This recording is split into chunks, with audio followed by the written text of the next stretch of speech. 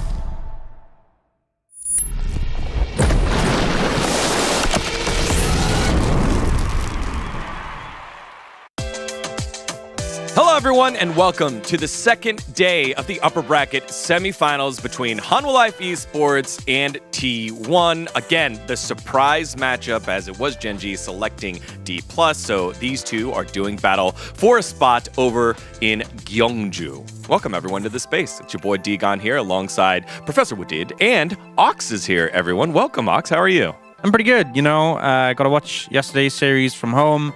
Was a bit quicker than I'd hoped. You know, we had a lot of 3-2s between those two teams. We kind of denied it yesterday, but I'm hoping today's better. Yeah, Wadid, how are you? I'm good. Yesterday was a bit boring, I would say. It was predictable, but I think today is way more unpredictable as it's not the same match as before. So yeah, we'll see. All right, well, let's take a look at that bracket as yesterday, clean 3-0. Not much to see here as Gen.G continue to solidify themselves as the best team in the LCK and one of the best teams in the world as D+ try to throw some things at them. Gen.G were prepared, which lead us to the bottom side of the bracket here. It is Hanwha Life Esports and T1, number 2 versus number 4. Yeah, in a big matchup, you know, I think T1 recently have looked to be in better form. They've obviously been struggling a bit in the regular season, but Hanwha Life Esports have been a formidable team throughout, very consistently, have been able to topple Gen.G, but no one has apart from KT. So I think as well a big thing is winning this matchup gives you 2 chances potentially to match up against Gen.G. Yeah, but Hanwha Life Esports didn't play for a quite long time, and Gen.G had the same issue. Like yesterday, they had some silly mistakes. So I think we need to see if Hanwha Life Esports can actually make a clean game against T1. Now, as we take a look at the results over the last 2 years, would you be surprised if I told you Hanwha Life Esports has a 6-4 record over T1, but everyone kind of remembers the spring lower bracket finals, the 3-1 T1 victory. But it is still more wins here for Hanwha Life Esports. I think the assumption is because we've always had these T1 Gen.G finals, you expect T1 to be favored, but Hanwha Life Esports have been putting in solid results, and particularly this year, doing really well in terms of those regular season matchups. Yeah, and I feel like Hanwha Life Esports for whole regular split, they try to build up the structure, and T1, I feel like they are just relying more on the players. Specifically, they're looking for more outplays, so we need to see if that's gonna work out today as well. Well, they got to do some of that in their playoff matchup in round number 1, where they knocked out KT from the playoffs, and it was on the back of a resurgence in the top lane. Zeus pulling out unique picks and looking good. Yeah, I think Zeus has had a pretty quiet split, you know, didn't even make it into the All-Pro, but had a really strong performance in this series, and I think T1 looked best when Zeus is leaning into counter picks, is finding dominance in the top lane, but also when the bot 2v2 can be successful between Guma and Carrier. They brought out things like the Senna Nila, which was cool to see, but I think the big one for me was that final game, the Kate Lux, which is just a return to what we know T1 for. I will also say that it feels like they've kind of been subdued for a while with the prevalence of lane swaps since MSI. So the less we see of that, the better T1 are going to feel. Yeah, just don't give any boring picks to T1. Just do not pick Renekton or K'Sante on the top lane for Zeus. Just give him Vayne or Corki. We already saw the Nasus and Corki top lane just yesterday, so we can expect more picks like that. Yeah, insane amounts of healing from the Senna Nila in game number 1, here in game 4. As you said here, Ox, just a return to form to them just saying, hey, we are better than you. We will play this early game composition, although flashes were blown early. They still ended up being dominant later on to the point where KT just didn't have a lot of lanes to play through. And even when it can backfire a bit, you know, obviously KT's bot lane putting a good fight. You still know that T1 definitely prefer taking a matchup like this or a situation like this. The Vayne into Renekton was so rough for Perfect. It really just looked completely unplayable. Zeus had complete control of the matchup. It's a different ball game today playing into Durham, but Zeus will always try and find matchups like these where you can just completely shut you out of the game. As we said, when they have their unique picks, Zeus on the counter picks and bot lane aggressive aggro picks on the bot lane, they always make out some great results. Especially, I was so shocked by Gumayushi and Carrier's Kate Lux and Nila plays. And yeah, I think those kind of some unique picks will help out the T1, but I still think it's Hanwha Life Esports' favor because they are really having a good structure and strong structure compared to T1. Yeah, and even when you look at some of the, it was very focused on winning lane, but like the composition T1 has here, you have 4 range champions in a Sejuani, you have multiple carries who kind of don't really synergize that well with each other, and it feels very different from what Life Esports have been leaning into, not just in the draft, but also in the game plan. Life Esports like taking, strong engage supports for Delight, they like having utility picks in the jungle, whereas T1, they can often play games where they have carries everywhere, including the jungle. This draft, obviously, they didn't with the Sejuani, but it feels a lot more like they're playing independently rather than they're playing as a cohesive unit. Yeah, I just looked there in the second round of bans by T1, Leona going down there. We know that is just a strong combo, especially for Viper and Delight, because they like to play the Leona Ezreal, although Ezreal's fallen off. Viper's shown he'll still play it and very, very good on it. Now let's take a look on the opposite side here. Hanwha Life Esports, last time we saw them in action, it was against BNK Fear X, and this was an important game for BNK as they were still trying to qualify on in to the playoffs. They ended up doing so anyways without needing this win, but still showing how good Hanwha Life was throughout the split. The only matches they dropped outside of Gen G were against KT and D+ at the very beginning of the season. Hanwha Life Esports actually lead in both first blood and first turret percentage according to regular split stats, proving that they are actually dominating the early game. So I'm actually curious if T1 can handle those early pressure against Hanwha Life Esports, especially when Peanut and D-Light is looking for the plays. I think especially if you lean into things like, the kind of picks top lane for Zeus, the Caitlyn Lux in the bot lane, if you're playing that into Hanwha Life Esports and you make maybe even just one major mistake, that can be the game over for you. Because again, they will take picks that are really strong on the 5v5s and the team fights. They are really good at setting up for those.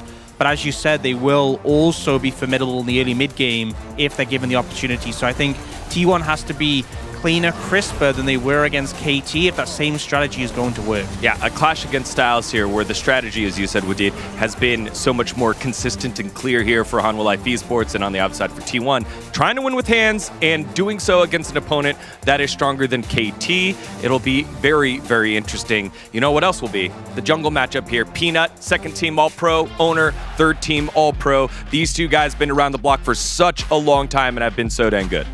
I mean, we can already see that Peanut likes to play Maokai, and it shows with the great win rate, but also Honor has the great win rate with Lilia. And the difference between those two junglers are Peanut always like to play with D-Light and looking for some good structure for the early game, but Honor always some outplays coming out from his mechanics. So we can see this key matchup will be decider for the series today. Yeah, I think it's honestly can be a bit of a weakness for T1 with how the priority for Maokai has risen, that they aren't really playing it. I wonder if they will have gone away and practiced that. But with how Owner has been playing, they have lent on him more as a carry. If you are playing into Peanut's pool, which is more these utility picks, it can make the jungle matchup quite volatile because obviously, if Peanut's bringing out the Maokai, things like the Ivern, his value is so big throughout the game. But if you play something like the Lilia, you look to challenge, invade, deny camps, you can really put him behind the point that he never really recovers, and you can be a carry in your own right in Owner's position. Is that an angle to possibly ban out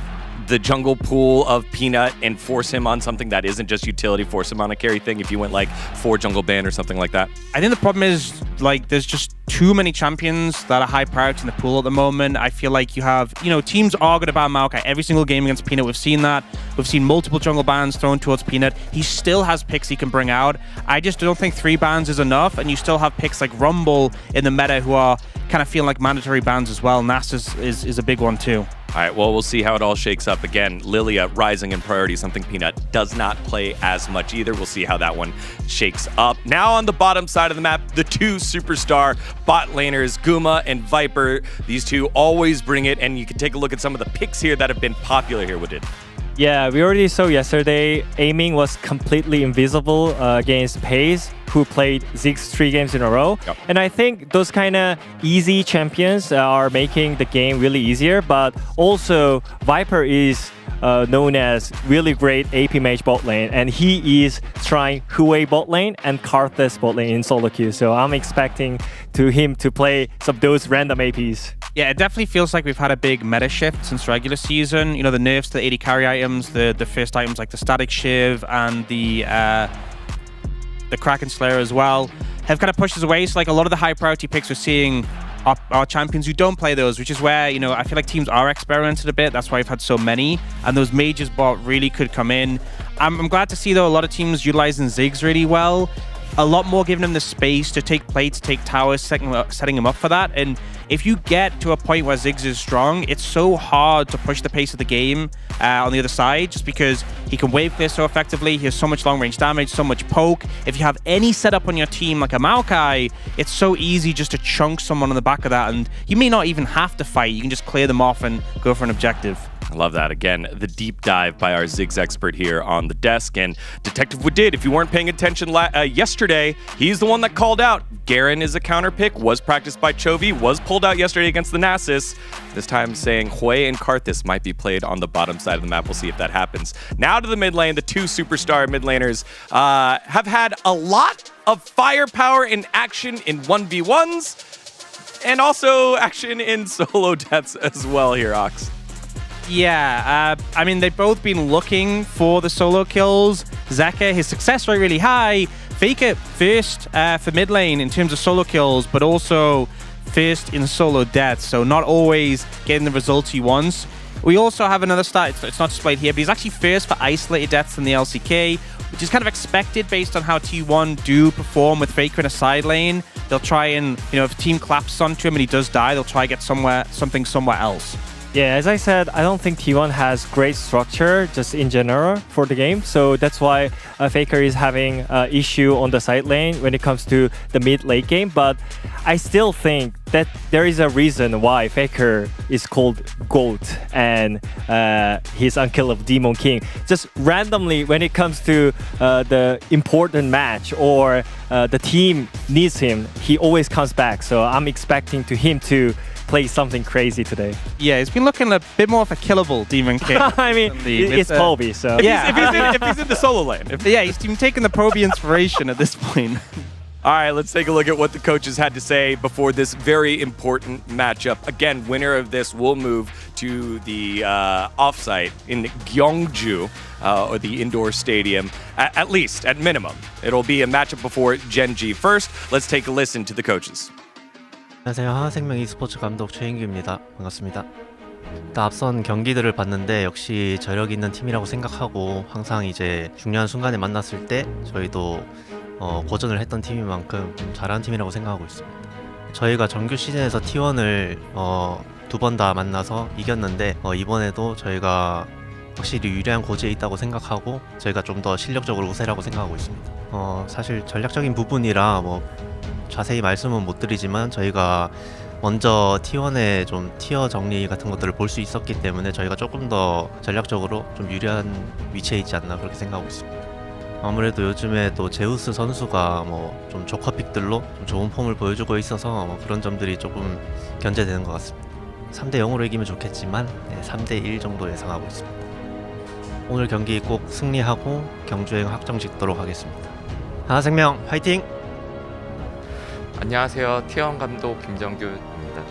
1라운드에서 이기면 하나생명을 만날 거라고 좀 예상했는데 예상대로 하나생명을 만나게 된 것 같습니다. 저희는 되게 다전제이기 때문에 되게 다양하게 준비했고요. 또 이제 경기 진행하면서 최대한 이제 오늘 승리할 수 있도록 수정하는데 좀 중점을 맞춰야 될 거라고 생각하고 있습니다. 일단은 딱히 한 라인만 견제한다기보다는 하나생명 전체 라인이 잘한다고 생각하기 때문에 전 라인을 좀 주시하고 있습니다. 하나생명 팀 자체가 워낙 강팀이기 때문에 중후반까지 갈 거라고 생각해서 좀 중후반을 중요시 생각하고 있는 것 같습니다. 일단 오늘 예상 스코어는 3대1 생각하고 있습니다. 이전보다 오늘 또 더 좋은 경기력으로 좀 팬분들 웃으시면서 경기 볼 수 있게 하고 싶습니다. T1 파이팅! You've heard from us, you've heard from the coaches. Now it's time to do battle, a spot on the line for the roadshow. Who will take it? Let's find out. T1 and Hanwha Life Esports starts right now.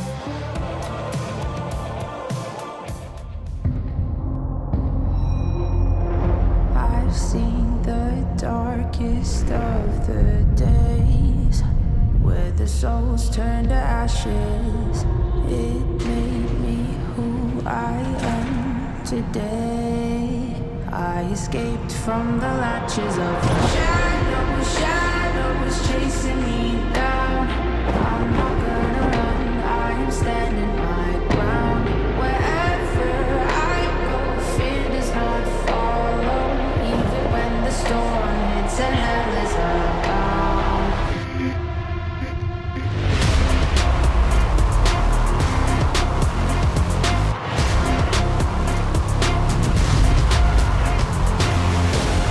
I'm never running, I'm never hiding. I'll never be a prisoner, I won't stop fighting. I'm never quitting, I'm never caving.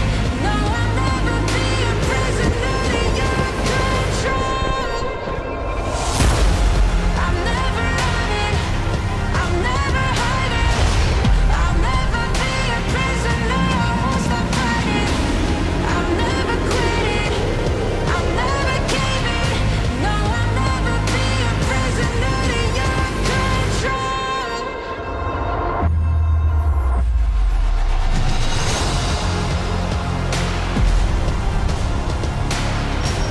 I'll never be a prisoner, I won't stop fighting. I'm never quitting, I'm never caving. No, I'll never be a prisoner to your control.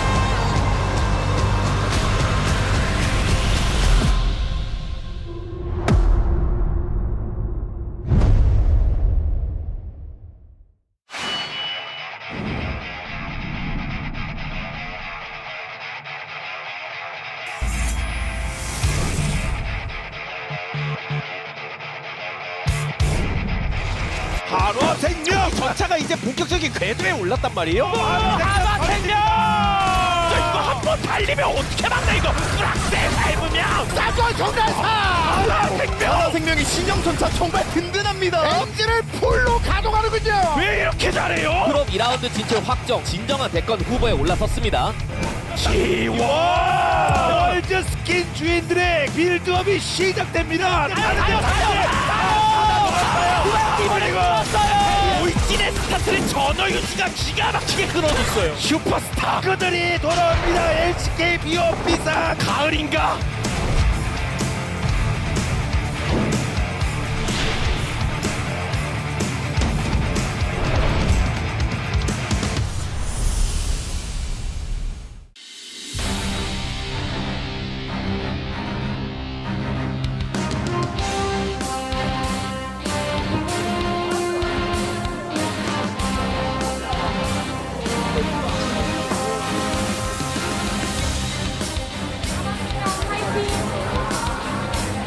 경주 가자 T1 파이팅! 하나생명 경주 가자! 파이팅! T1 경주 가자!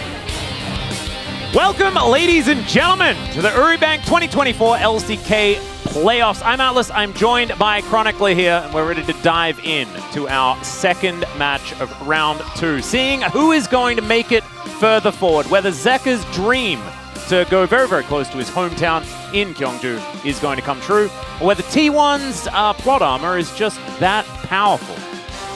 Yeah, yesterday I was expecting a lot. I was a believer, you know. Yeah. You and I have said. I was just so chilling many- at home, having a great time, watching some League of Legends, and then the League of Legends never really came.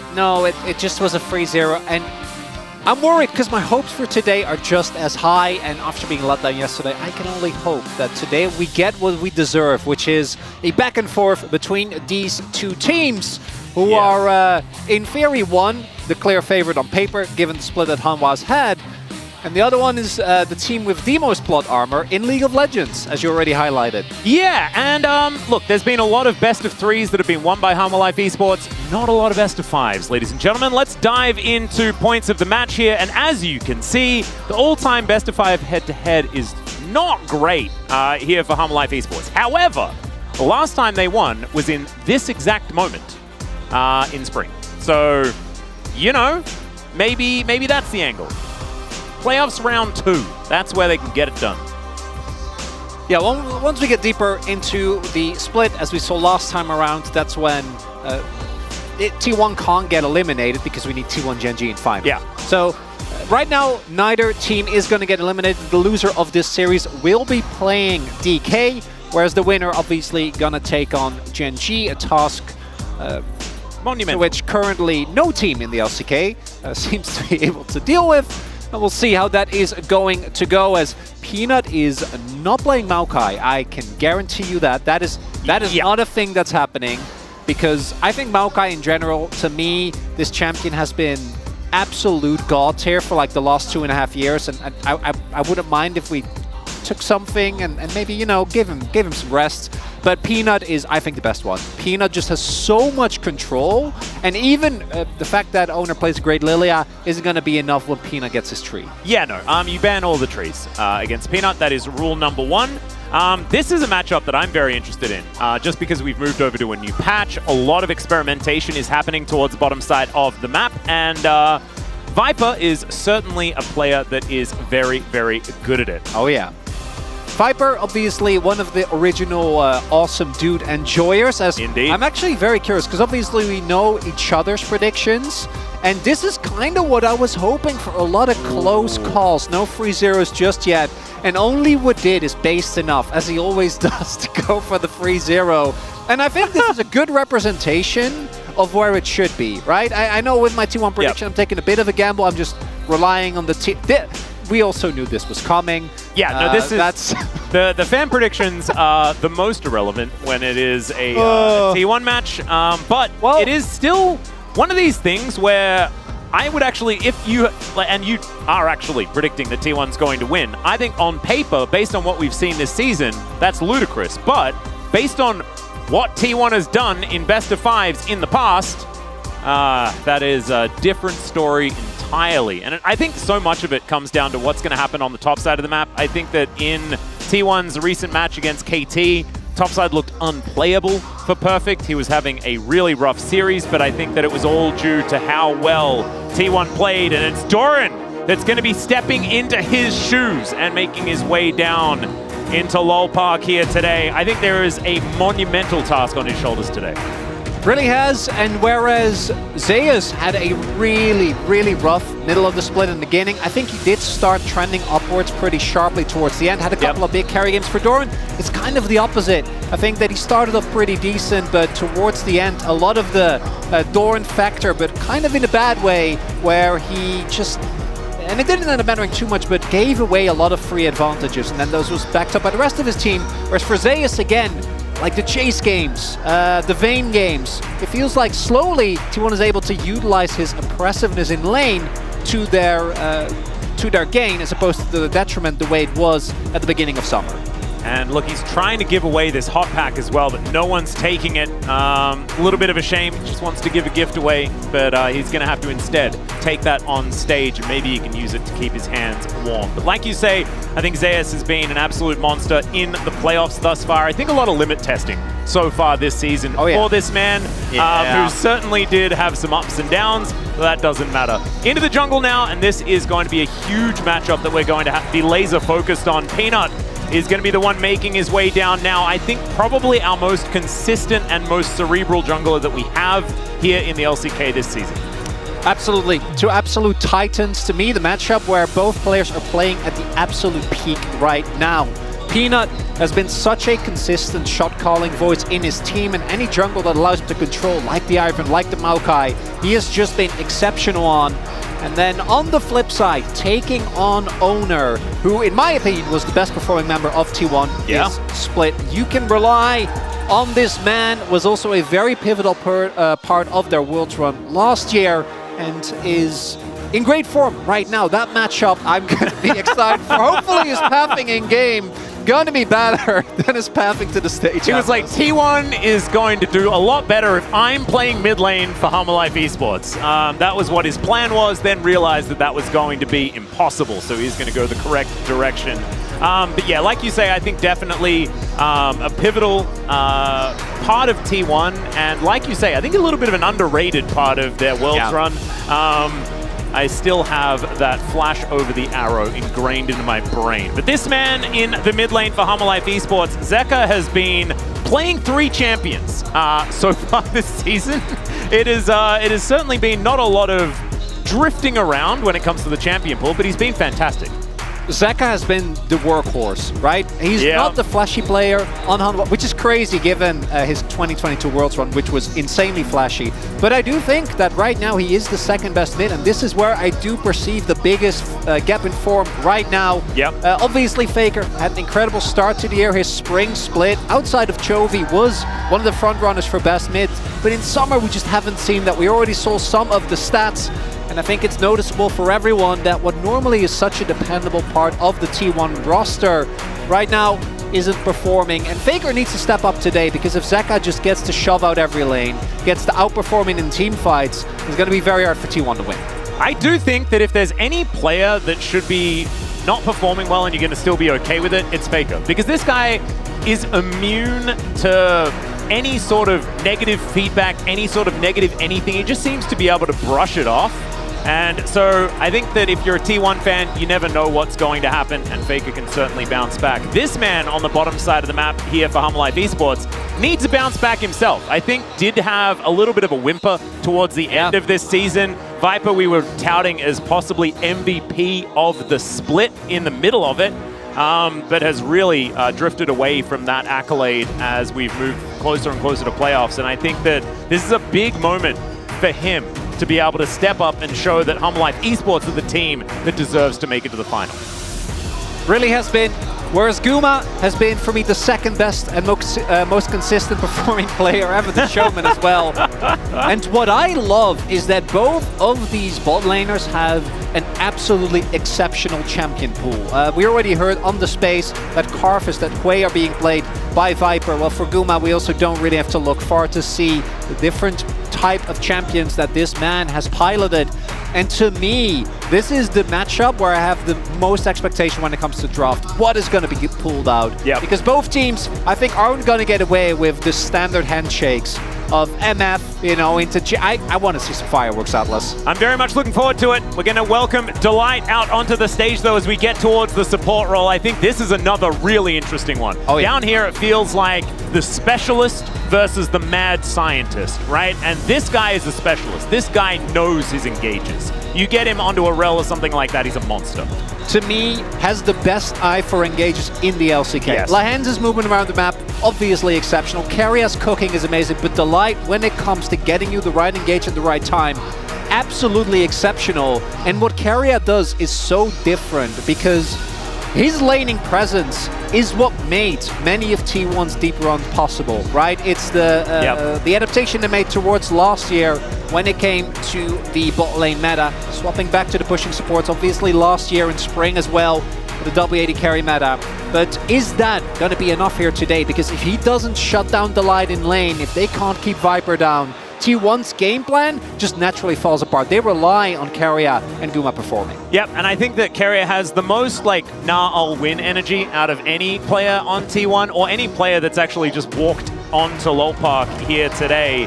Because sometimes he just plays Bard and solo wins the game. Like, sometimes that'll just happen. It reminds me of, you know, Marta back in the day, even when he was playing on T1, where he just says, no, I'm going to pick Alistar, I'm going to go mid lane level 2, and we're going to win.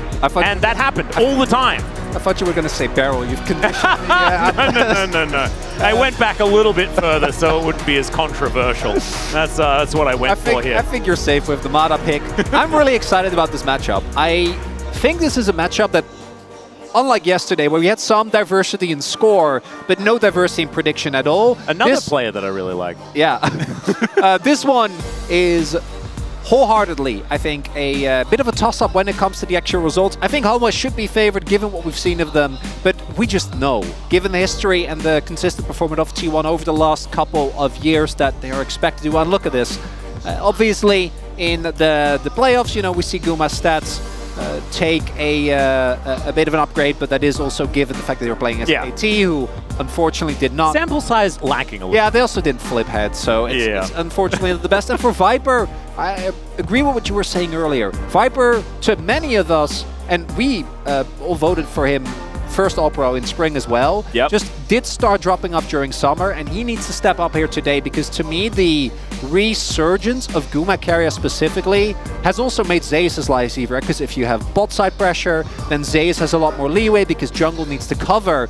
And T1's pressure and T1's game plan really relies on that. So I can't wait to see what Humble Life is going to pull out here today. We already mentioned some of the picks that Viper supposedly has been playing, because what Gen G was able to do with Ziggs yesterday and the way they actually utilized the full power of that pick, these type of game plans can throw off a best of 5. I can't wait to see what it's going to bring, Atlas. It is very, very close to time to get into draft for game number 1 in this best of 5. Humble Life Esports with Blue Side to start off this series might actually be incredibly pivotal moving into this one because, you know, of course, T1 have historically really liked having that extra ban flexibility. But I wonder what it's going to let through. That is going to be the big thing, because this is the first time we've seen Humble Life Esports on this patch, and their read might be very different from what we saw prior. Because, like, in our first series, there was 0 Senna being played at all. When T1 entered the Rift, there was a lot of Senna, and that started needing to be banned away and things like this, right? There's been a lot of evolution already, and I'm wondering where Humble Life Esports are going to pick up. Yeah, we also had the whole... Garen Nasus. I'm into Nasus now. We need, and then it was That's getting like banned. Some 13-year-old tech, by the way. No, well, it's very apt because we kept saying it's not a phase. Nasus is going to be banned, and they let Nasus through. And then he got Garen, and now I'm like, do we really need to perma-ban Nasus, and this is really blindable? I'm going to say no. I don't think it is. I think Nasus is a counter pick. That's all fine and dandy into the Azir, which I think is just going to be banned for most of this series. As it was yesterday. Yep. Maybe don't blind it, because after Kingen getting like triple dove and after Chovy pulling out Garen mid, I think we see why this pick is not blinded. Yeah, it's not optimal. I also just don't see Zeka playing it. There's just not enough like flashy cool stuff you can do with Nasus. You can flash Q someone. You can definitely flash Q someone. Hey, that is my point. We are going to see the Azir banned away. Kind of interesting. Like it makes a whole lot of sense into Faker, but we know that Zeka really likes it. And there is the tree ban. Another tree will then be banned, and maybe even Sejuani. We'll see. Shuriman theme. Wow. Okay. Both of the forecasts from like 3 sets ago are going to be taken away. Zeka just outing himself as not playing Garen because it doesn't have enough skill expression, Atlas. Hey, that's another one that can flash Q. You love to see it. Lilia going to be banned away here as well. Wow, that's a big sign of respect shown here to Owner. And I'm with it. I do think it's very justified. As you highlighted, obviously, second tree going to get taken away here as well. The Vi is the remaining of the 3 picks that Peanut loves. The other one is the Sejuani, which is what I imagine Owner will go towards, especially if they go for the early Ashe. The Ashe is obviously still a flex pick. The only one that I think we've actually seen play its support recently was Beryl, but we know Carrier can. Yeah. It was like, what was it, like a 1 year period where he wasn't allowed to play it. I mean, it's been banned against T1 very consistently, even this season, and I don't think it's because of Gumayushi. Even though he might be playing it here today, I think the flex potential is just so scary, like you've already mentioned. Oh no, now what is he going to be taking away here as LeBlanc slipping through the bans, and Faker goes back to one of his most famous champions before Azir kind of stole that thrown away. And Zeri being a consideration right now. I don't feel like Zeri gives me a whole lot of excitement, but Tristana feels like it's a little bit better maybe. Tristana makes sense. We saw Chovy played yesterday as well. Much better. There we go. The Ziggs locked away. And to me, this is also a sign that we might be looking towards Hanwha lane swapping. Normally, I think the Ziggs is really fine in any scenario, but if you do end up playing into like Varus Ashe in the bot lane, that's one of the scenarios where I'd be a little worried. As Zeka going to pull out the Yone here. And now, the big question for me, so you can go for the Sejuani, which is great with the Ashe, but does lack the synergy with the LeBlanc. What we've mostly seen is the Viego, which is both picked as a counter pick into the Vi because you can cancel out the ult, and also is a really strong mid-jungle duo. When combined with the LeBlanc, leaves another. It doesn't look like they're going to go for jungle instead, putting faith in Owner's champion pool, and instead prioritizing the Braum here. So, really interesting. It does mean you you get some more freedom in the bans because engage supports will just naturally lose a lot of their power when playing into Braum. But it does mean that maybe your mid jungle not going to be quite as strong, and you lose that flex potential. I do also think that a lot of people are probably worried about the fact that Carrier's Braum has not often been the most effective. Often Braum is used in a defensive manner. Carrier has had a bit of a habit of trying to use it offensively, and it didn't quite work. Rel going to be taken away from Delight, though, makes a lot of sense. And we'll see what is going to follow here, as I imagine like something like a Leona to be taken away, something we've seen alongside the Ziggs many, many times. Poppy going to be removed from Ona, one of his best champions, and certainly can be a real menace. Also something that can be played towards the top side of the map if Zeus wants to as well, but doesn't really feel like his theme. There is Cassante taken off the board as well, so Doran not able to default back to that guy. This is also setting up for the Zeus counter pick, which shouldn't come as a surprise to anyone that watched the previous series. Again, my expectation would be a Viego banner, but it's also possible. Viego hasn't really been that impressive that T1 or that Humble Life said if he ends up playing it, we don't care. Looking at the Ziggs though, one of the big things we always look at with Ziggs is how is your setup? It's going to be the Olaf instead. So Zeus, his pick that he pulled up with great success previously, going to get taken away. Between Vi and Yone alone, you already have so much setup available for big Ziggs plays. And one of the big issues that T1 is facing right now is that I think that their engage is really lackluster. And into Ziggs specifically, having bad engage makes your life very, very hard, as it is blind cannon. Now, Zeus is the one guy that plays this in two ways, so I do think it's not as counterable as it otherwise might be, and it doesn't lock Owner to necessarily an AD champion, but I think the T1 comp feeling a little bit all over the place here. Wonder what's going to tie it all together here, Atlas. I mean, it's obviously going to be a Sejuani. They have range in both of their solo lanes, so they love picking Sejuani when you can guarantee zero permafrost synergy and value. Yeah, the Freljord part of it is great. The top side part of the map is, as you point out, somewhat of a disaster. Yeah, kind of, it's already making me upset, and it hasn't even happened yet, as Vladimir is being looked at right now. Now, I've said in the past that Viper is the best Vladimir in the LCK.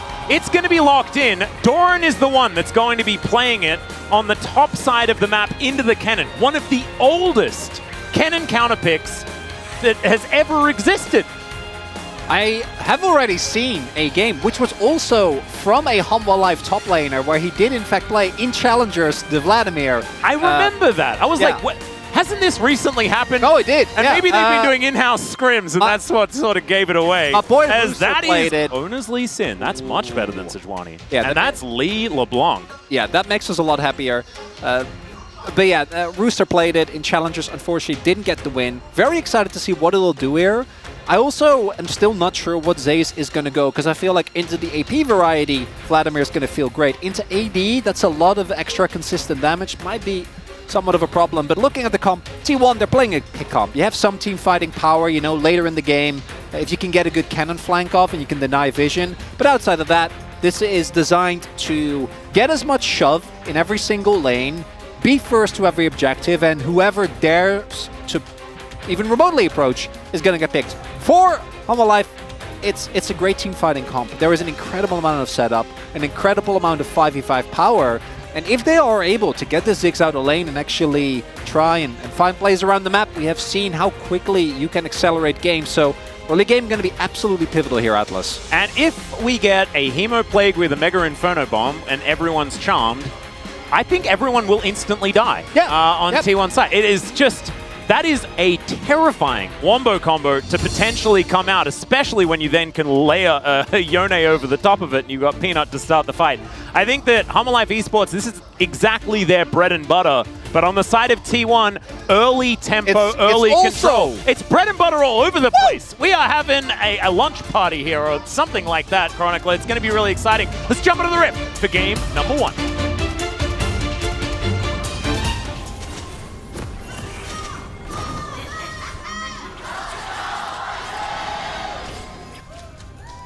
소환사의 협곡에 오신 것을 환영합니다.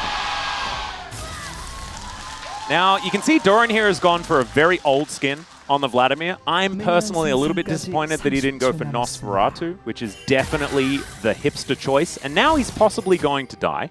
But no, I don't think T1's going to be able to catch up in time. Carrier trying to get in range of a Winter's Bite. Instead, Doran is just going to make his Sanguine escape. As we do see the PTA. So I do think that is confirmation. We'll have to see until we get the actual rune set up, but every time we have seen the PTA, it has just gone to the straight-up AD variety, which I like a lot more than what we've seen of the AP cannon. Obviously, the drawback is that you won't have as much impact with your ult later on, but you should have a lot more pressure in lane. T1 now has also gone for the invade, I think also to look for a potential lane swap in case that does come through, was still the opportunity at this point. Obviously, no time for that. And also to keep a very close track of where Peanut is going to go, because I think Peanut, to me, has a really big task set for him, which is ensuring that T1 doesn't actually find too big of an early game lead here with this composition. Because when you look, I do think that the Ziggs and Rakan is a very stable lane, but it's not a lane that's going to be able to generate shove very easily. Same for the top side of the map. Mid, I think, is kind of dependent on how we see Faker perform on his LeBlanc, which historically, obviously, is... hasn't picked it yet in summer, but I don't think we need to tell anyone about Faker's LeBlanc. That has been done plenty of times before, and this is what I expect. A lot of early pressure to come out as... Yep, sometimes you just press exhaust onto a Ziggs and walk at him. The exhaust is also going to be traded there as Gumayusi is going to take a fair bit of damage also from the minions, as we can see. The Delight has already taken a whole lot. We're having a look now at the Ziggs win rate, and yeah, he's been doing pretty well here in the LCK for the playoffs. And Viper has already picked up one win on the champion, and I don't think this early laning phase is really all that... yeah, there you go. They're not too worried about it. As yeah, Faker's LeBlanc is legendary. 269-206. That is not a bad scoreline to have on this champion. And I'm pretty sure what we saw there is both Owner taking a path that we don't see too often anymore, which is free camp into back, but also I'm pretty sure he's playing his own skin. As there we have... Dudu versus Kana. Nongshim Kana.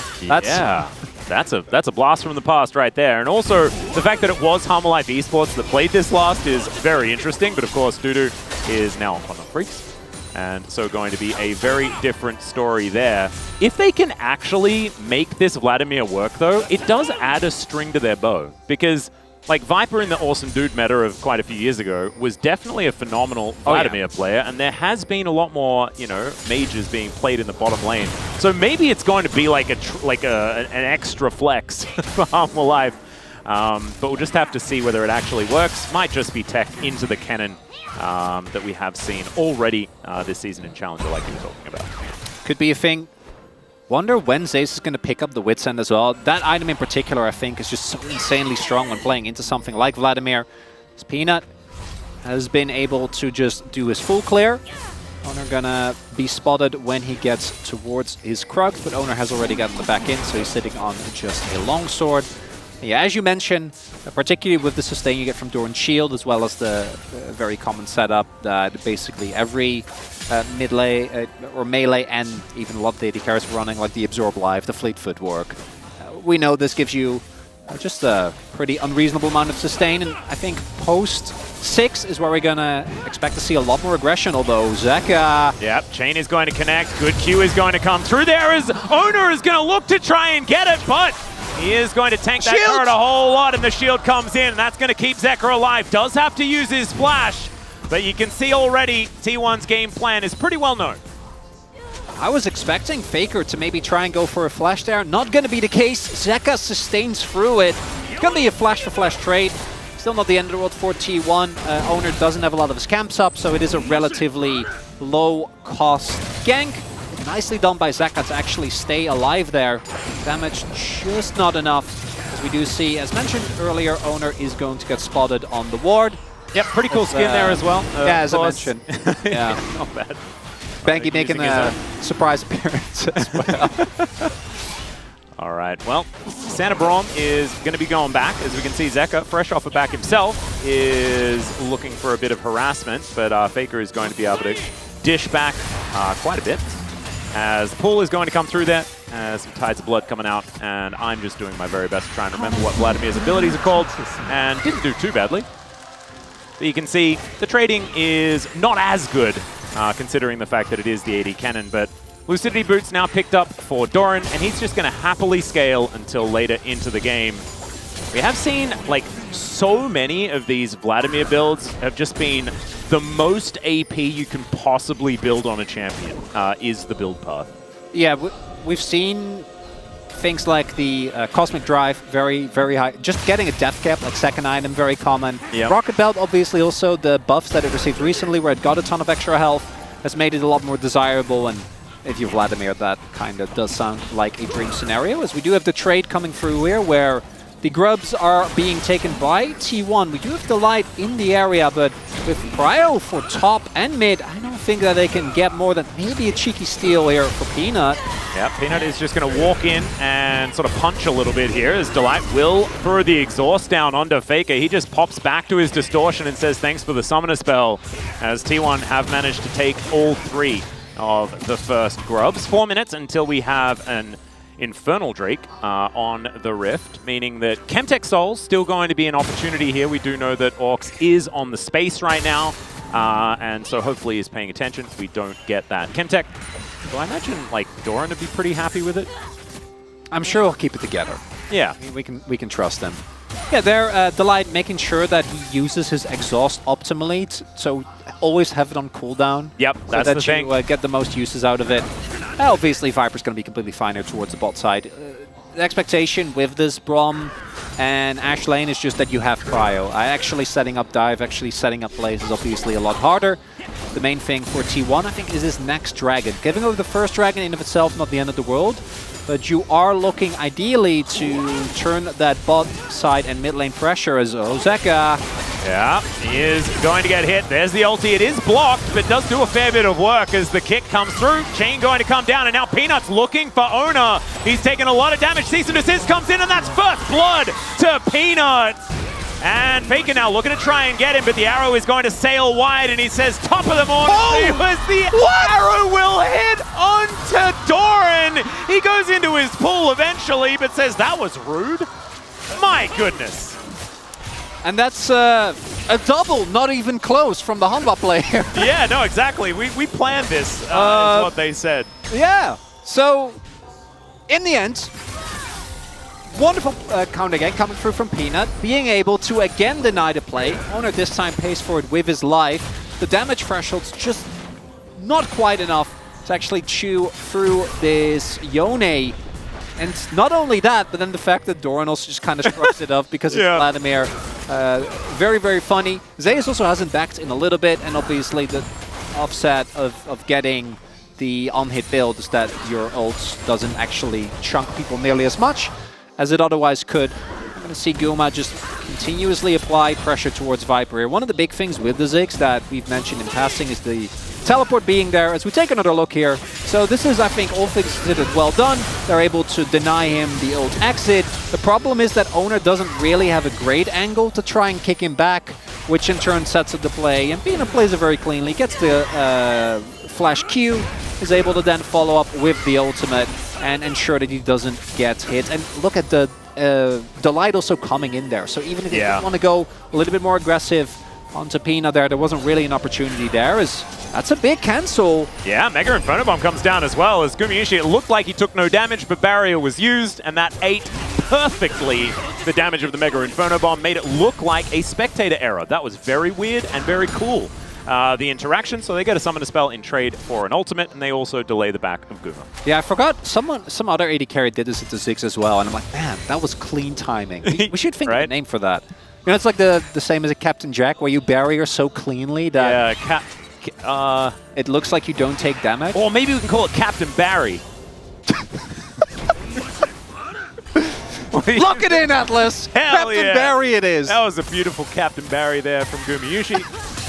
Not entirely sure who Barry is, but let us know who you think Barry is. If we're watching live, you're bearing witness to the birth of a new meme right here, right now. Captain Barry there from Guma. Right now, next set of objectives is coming up. 10 seconds to the Infernal Drake. Zeka has cheated that. Look to ult out this time. The arrow comes through once again, and Zeka is able to avoid it. The kick's not necessarily hitting here from Ona so far, as T1 still offering a lot of pressure. And you can see they're able to keep up in gold, but this is not the kind of early game tempo advantage I was expecting out of this composition, as Owner is going to look to start off Dragon number 2, and that will mean that both teams trading first couple of Dragons and the Grubs. I wonder if Doran is going to be in time. So what they did here is they swapped Viper towards top to ensure that they get the Grubs. I think they're a little bit late on this. We'll see. I don't think they're going to get this, but maybe they get the fight. Yeah, that's a teleport to come in as now Doran throws down the Hemo Plague. Tides of Blood coming out. They put up the door, and that will interrupt Delight, trying to make his way in with the quickness. And so successful disengage here as Viper looking to try and take down some plates in mid lane, and Ziggs doing exactly what he wants to do. That was really cool, if not for the fact that Doran doesn't actually have damage yet, so it didn't really do that much. If that's a 2-item Vladimir, that would have been a very scary moment, but with Keria there, nothing to really be worried about. As Zeus, I was about to say, particularly because I think it was last patch, maybe the patch before, where they changed Wits End to be a better early item. Made the damage curve, I think, a little bit smoother, so early on you get more power out of the on-hit magic damage. It's amazing. He is now playing into Zeka, which is not where he wants to be for obvious reasons with his itemization, but still going to get a lot of value out of that. And the Drake is taken here, but Hanwha Life, I don't think they ended up paying too much, ended up throwing away a teleport, which isn't the end of the world. Doran is still able to catch the bot side wave, and we do have Mountain, which I think for both teams, it's best if you don't give it to the opponent, because they're both very bursty. T1's, I'd say, is more reliant on actually like getting an initial pick. But even for Hanwha, you know, getting your Ziggs poke to land is a lot worse. Getting Peanut to get a lot of value out of the ultimate is going to be a lot worse. So these Dragons are going to be a really big fighting point here. Yeah, I actually think that if anyone's able to get a Mountain Soul, it's just game over for the enemy team. So I love that. Hard. I actually think that it will promote a lot of fighting in this series. So if you are maybe someone that is, you know, leveling on your other screen or something like that while you watch, perhaps don't heal in dungeons because you will get distracted and people will die. As okay, there's a Hemo Plague just to try and stop this dive from occurring. Zeka also teleporting down. Will be a couple of plates falling on this bottom side, but now Viper is going to get a full turret, guys. Yeah, that's a massive win for Hanwha Life, because yes, you trade Flash for Flash, but that doesn't really matter. Hanwha Life, so they overloaded the top half of the map there with the express intention as, Viper, he is low and doesn't have Satchel. Yeah, it's the flash forward from Faker. Viper is going to flash away, and now Peanut is just trying to play interference. Mega Inferno Bomb comes down, but Faker is not going to die to that one and is now looking for Peanut, possibly. Vault Breaker should be able to keep him alive here, and the interruption is gorgeous from Peanut. Avoids the Q there as well, and is now thinking that he fancies the 1v1. But T1 in the mid lane are still being able to take more, and this is the kind of mid-game moves we expect from this team, able to extract a lot from the map. But still worth for Hanwha, like even with giving over the kill. Unfortunate that Viper ends up dying. But so they overloaded the top half of the map, which prompted T1 to teleport towards bot and try to force a dive. And trying to dive with Vladimir, if you haven't before, it's a nightmare scenario between the sustain and everything. And even with this kill going over, you trade TP for TP, you negate the bot side dive, and you get the first turret blood. If they got Peanut as well, I think it would have been a little bit better. But the fact that, you know, holds the Q, that he can cancel Owner's Q damage, and even if Owner hits that final Q, wouldn't have made a difference. And T1, all these mid-jungle plays not actually working out due to Peanut and Zeka's ability to just eat these ganks and eat these plays consistently, has now meant that the necessary lead for T1 really isn't anywhere to be found. And I don't think that it's lights out just yet, but they need to stack these Dragons. It's no longer negotiable, and it's so hard to do anything into this Vladimir. Yeah, they really want to kill Doran, and another Hemo Plague is just going to be employed here on the bottom side of the map to get rid of these minions, and that is going to be successful. Still, this turret is not long for the world. T1 should be able to take that one down relatively soon. That'll even out the gold exceptionally well. But 15 minutes on the clock. Ziggs does manage to get a full turret before the plates fall down. That is kind of par for the course. That's kind of what you want to see. We have seen other Ziggs who's not quite managed to do so, and that makes Orcs disappointed. So thankfully, Viper has done a decent job, as Owner doesn't quite find the Q onto Delight here, who's been pretty quiet so far this game. I think it's been the Peanut show, and he is going to take Shelly and put her down here in this mid lane. See whether they can get it into satchel range. as Zeka does find a nice knock-up onto Carrier. There is the charge. Not quite satchel range just yet, but only needs like one short fuse, and then he can just destroy that turret. So mid-outer is also not long for the world here on T1's side of the map, which could really open things up for Humble Life Esports. So there is the early Cosmic Drive that we're talking about. Item obviously really gone into Vladimir, gives him everything he wants, health, AP, and the ability to actually be on top of his targets. Yep, the walk fast is pretty handy. Very, very important. And Humble Life, again, I think they're very happy with this game going late. Not because I think they skill better by definition, but at some point Ziggs just becomes such an insane nuisance, and range advantage to me is really the biggest advantage that Humble Life have over T1. In side lane, something like Zeus' cannon might become a problem to deal with, but you have the lockdown to deal with Faker in this with this Vi. As mid lane turret falls before Viper's might on this Ziggs. Unsurprising in T1, yeah, they get the dragon. But you feel a lot better about this if that was the Soul Dragon. Now it's okay, but it still doesn't really get you the pressure that ideally you'd have. Gold though, dead even, and we see this as well. Items pretty much parity here between most of the members. Another arrow going to go wide here, as it does hit Peanut. And so Guma has, you know, thrown out quite a few of these. His hit rate much higher. It's great. But not on his intended target the majority of the time. But maybe that's what he wants you to. Yeah, exactly. That's what I'm thinking as well. No, really? No, I was just okay. So joking. I feel like I need to clarify it in case people think I wasn't joking. Want to highlight the Seraph's now done for Viper as well. This is one of those scenarios where you actually do get a ton of value because T1 is a big comp, right? Very upfront, a lot of burst. So the Seraph's actually helps you get out of situations where otherwise you might not be.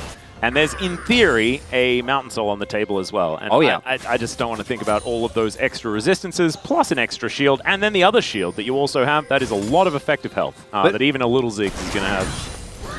What is big here for me is how well Humble Life are able to keep control of the map, right? Mid lane turret, still, what, like 55, 60% health, feeling great in that regard. Vision lines haven't been pushed back. And T1's composition, I think, relies a lot more on denying information than Humble Life's does. Humble Life have guaranteed ways of engaging with Zeka's ultimate, as well as with the Rakan and the Vi. Really, they're basically every champion on their team can engage if you're optimistic enough. Even Viper can just satchel people in. Hey, there we go. We'll hope that he doesn't do that, because that makes Orcs upset if you use your satchel. And then he immediately die. I've learned a lot about Ziggs over this season, thanks to Orcs. But yeah, so don't do that. He needs to be able to keep that there to keep him alive. His teleport towards the top side of the map. T1 just going to move on over and look to try and take down that outer turret. A pesky Vladimir, the Hemomancer, sitting underneath that one. It might be a bit of a problem, as well as Peanut, who has moved on in. And so T1 still not fully committing to this play just yet. They really want to get the turrets, right? Because nice again, to deny the cannon as well. Yeah, if you're playing a pick composition, taking away enemy turrets so that they have a lot less room to try and make plays and walk up into fog without being able to retreat to the turret is really big. So I can see Humble Life actually holding onto them very, very tightly. Looks like Doran is going for either Void Staff or Cripplum second, which I do appreciate, because that's where we see the biggest individual gap thus far in this game. When it comes to CS, when it comes to gold, Zeus being able to pull ahead. Because again, you're playing Vladimir into Wits and Rush on him. Yeah. It's not great, Atlas. And I imagine he's going to go, after the Trife, he's going to go Terminus. And then between that and his ultimate, he's going to have a completely unreasonable amount of MR. And there's a Mountainous. Oh, Faker, I think he knows this is risky. Vi has the lockdown. Peanut's waiting. Pops back to his distortion. Now that's on cooldown. Gets back to the other one as well. Underneath the turret they go. But the ulti flies through. The arrow is going to connect. And that is Peanut taken down. Delight comes in to finish the job. And they go 1-for-1. But the turret is going to fall on the top side. T1 taking more. And Faker able to drag him back. Peanut not able to set up for the Ziggs. That would have been an early kill. Very, very cleanly done. His owner, he's just dead here underneath this turret. Will get knocked up by Zeka's Q. That's nicely done there, but a little bit out of place was the Lee Sin. Yeah, it's easy to forget because we haven't seen Zeka do this as much, but he is the melee mid guy. He is the Yone guy. Yeah, that is what he does. As many of us will remember, if you were watching in 2022. Yeah, this season he's been more like the Corky guy, and he doesn't die very much and then does okay in team fights. It's been a subdued season for Zeka. Even though he's played very, very well, he hasn't been the main character. We have a look at this once again. He's Gene's Atlas, so I'll get into that later. But as we see here, Faker being able to pull back denies the damage, and then simultaneously means that Peanut is taking a lot more damage from the turret. And then Owner thinks that he can stick around because he's Lee and he has Flash, but yeah, he can't. Tries to trade back with the exhaust, there's no way in hell the light is ever dying there, and probably should have just sacked, because if he just backs off, can even rotate towards mid, maybe they'll finally get that pesky mid lane turret. But I'm telling you, Atlas, the Ziggs pick to me, I feel like it needs to be even higher in priority, because I think it needs to be first round of bans every time. It used to be one of those picks that was picked and then teams didn't use it well, and now I feel like they are. Like, they're using the infinite wave clear, they're using the ability to just take side lane turrets at a moment's notice, and this is a big fight right here. Possible soul point for T1, and otherwise Humble Life sitting peachy. Does it feel like do or die? Because I'm starting to get that vibe, as right now T1 collapsing onto this dragon. Doran trying to keep himself alive here in this side lane as Peanut off to the side as well. Viper wants to find an angle to get that bomb down, and let's see whether Delight can layer through that ulti. Teleports come in from the Vladimir as the Dragon's down to sub 50%. T1 feeling a little bit dicey about this play, considering the fact that it's a 5-stack of Humble Life Esports players. They do manage to take down Hemoplate, comes in. The ulti from Zeka is gigantic, and everyone explodes. Maker's still alive. Zeus trying to do what he can, but he will just be popped. They get rid of Viper once again. Faker gets his second kill on him, but he's the last man standing. It's the Wombo combo dream, Atlas, as Humble Life. All those ultimate buttons synced up perfectly, and they just completely blow out T1. If T1 would have gotten the dragon, that could have been the one thing that they didn't even get that. It was Viper that got, I think it was down to like 5 health there. Owner had the Q, I think tried to maybe get back, but instead, looks like Humble Life have taken the decisive lead here in this game, #1, and oh man, again. Oh, the arrow splash damage for the takedown. Yeah, not going to happen. Not this time. And that is going to be the Baron secured here by Humble Life Esports. Baron already in position to defend that turret there as well. As you have a look at this fight one more time, this was gorgeous. Oh yeah, there you go. Peanut sets it up, and then Zeka with the ultimate on top. That's the end of it.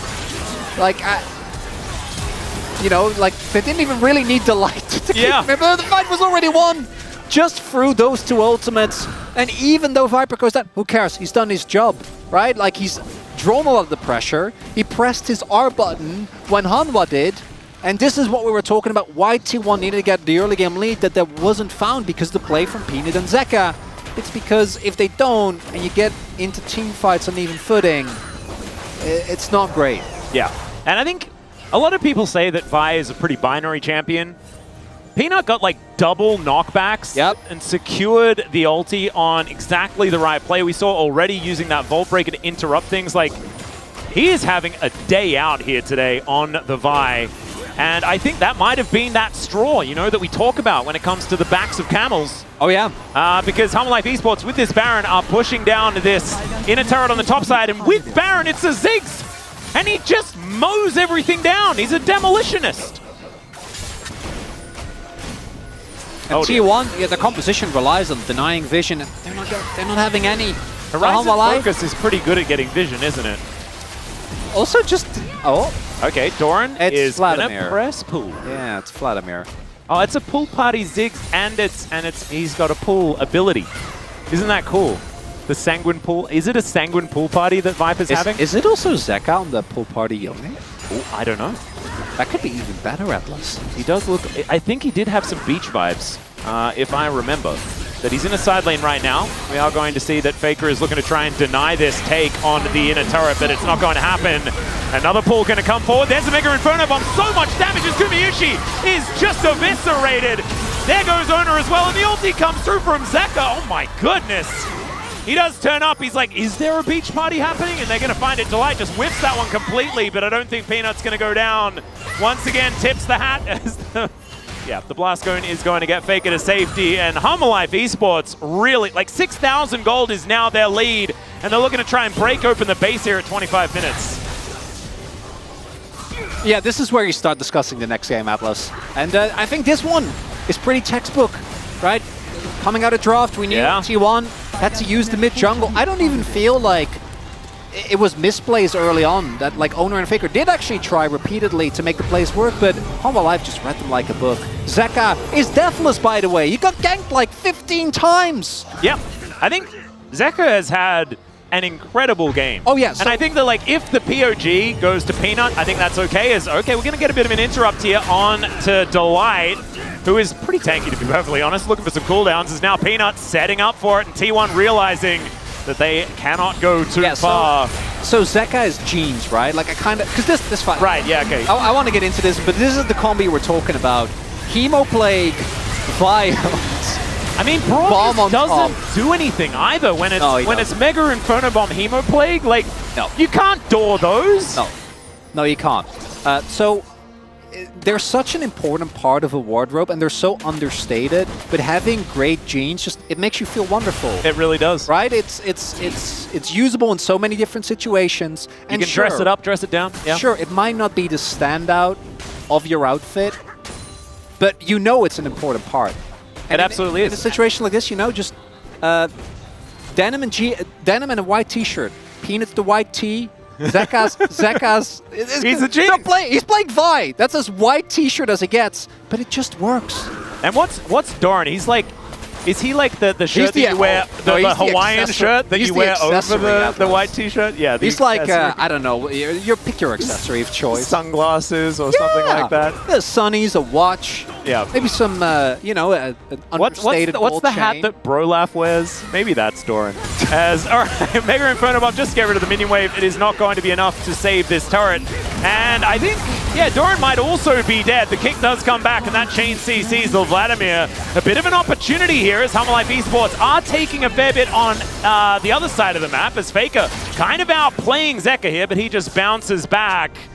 And T1 being able to find some angles and also getting some bounty gold. They're not out of it just yet. Accessorize responsibly, Atlas. Yeah, Doran does get caught. These side lane picks, in of itself, obviously not going to be the main difference maker.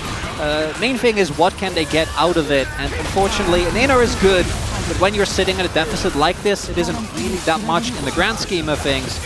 And even though Faker does get the outplay, he has to invest his flash. So like he doesn't die, but Zeka doesn't die either, and now Faker doesn't have flash. So still they managed to hold on to their turret. Yeah, but they also lost Dragon while the Peanut was just minding his own business and taking Dragon. Yeah, he's I feel like Peanut has decided business today.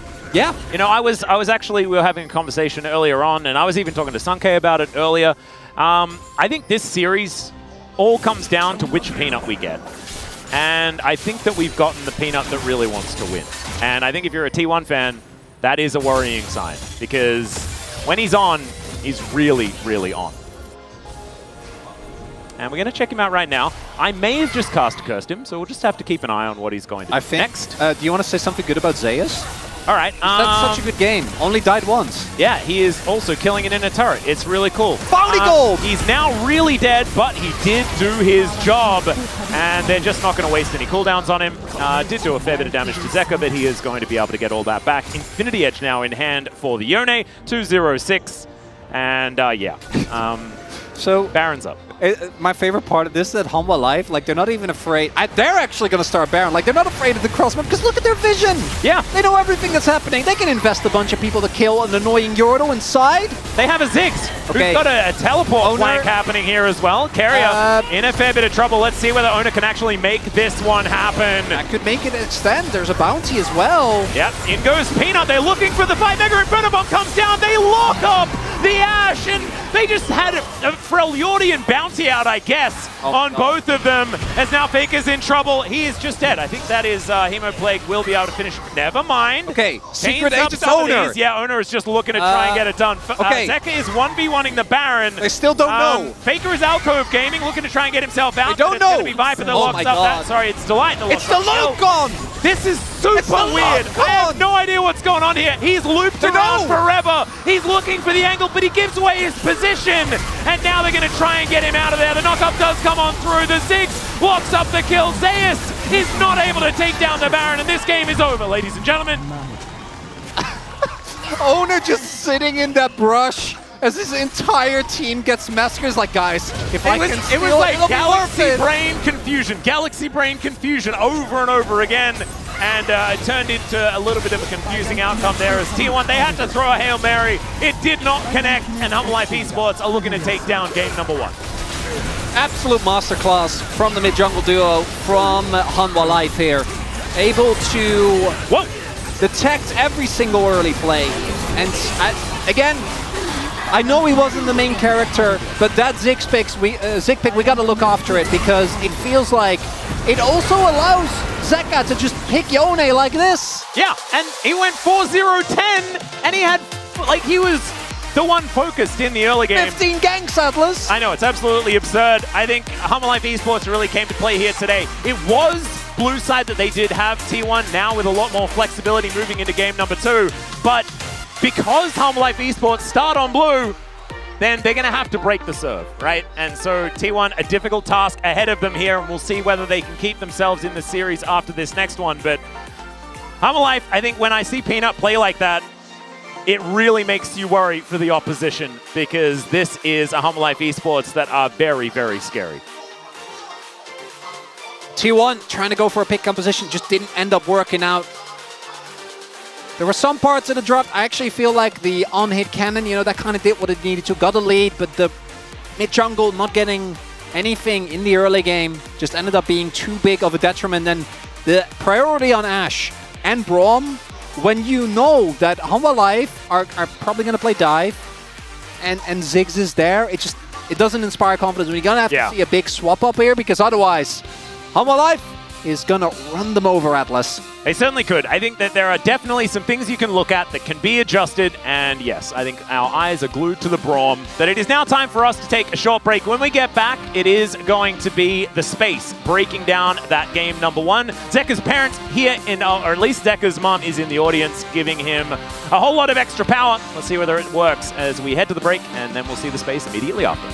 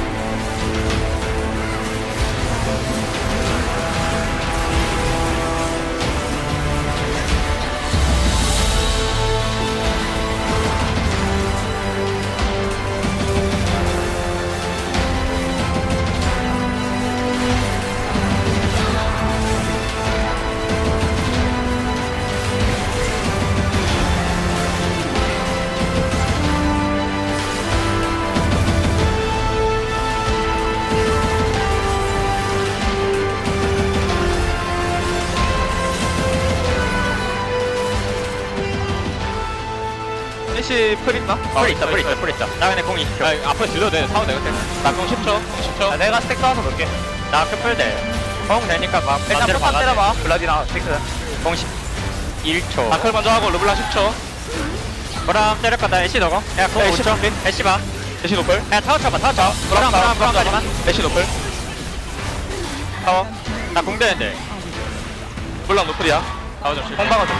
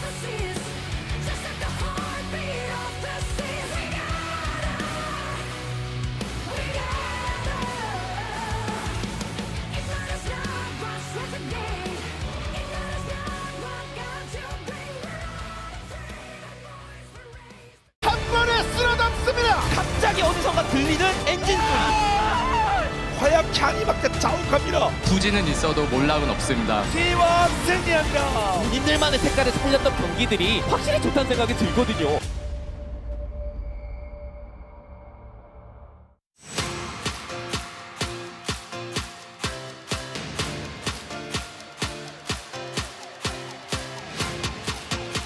A game that even Mama Zeka was proud of as Hanwha Life Esports take game number 1 here against T1 in the upper bracket semifinals. Digon here alongside Ox and Wadid to break it all down.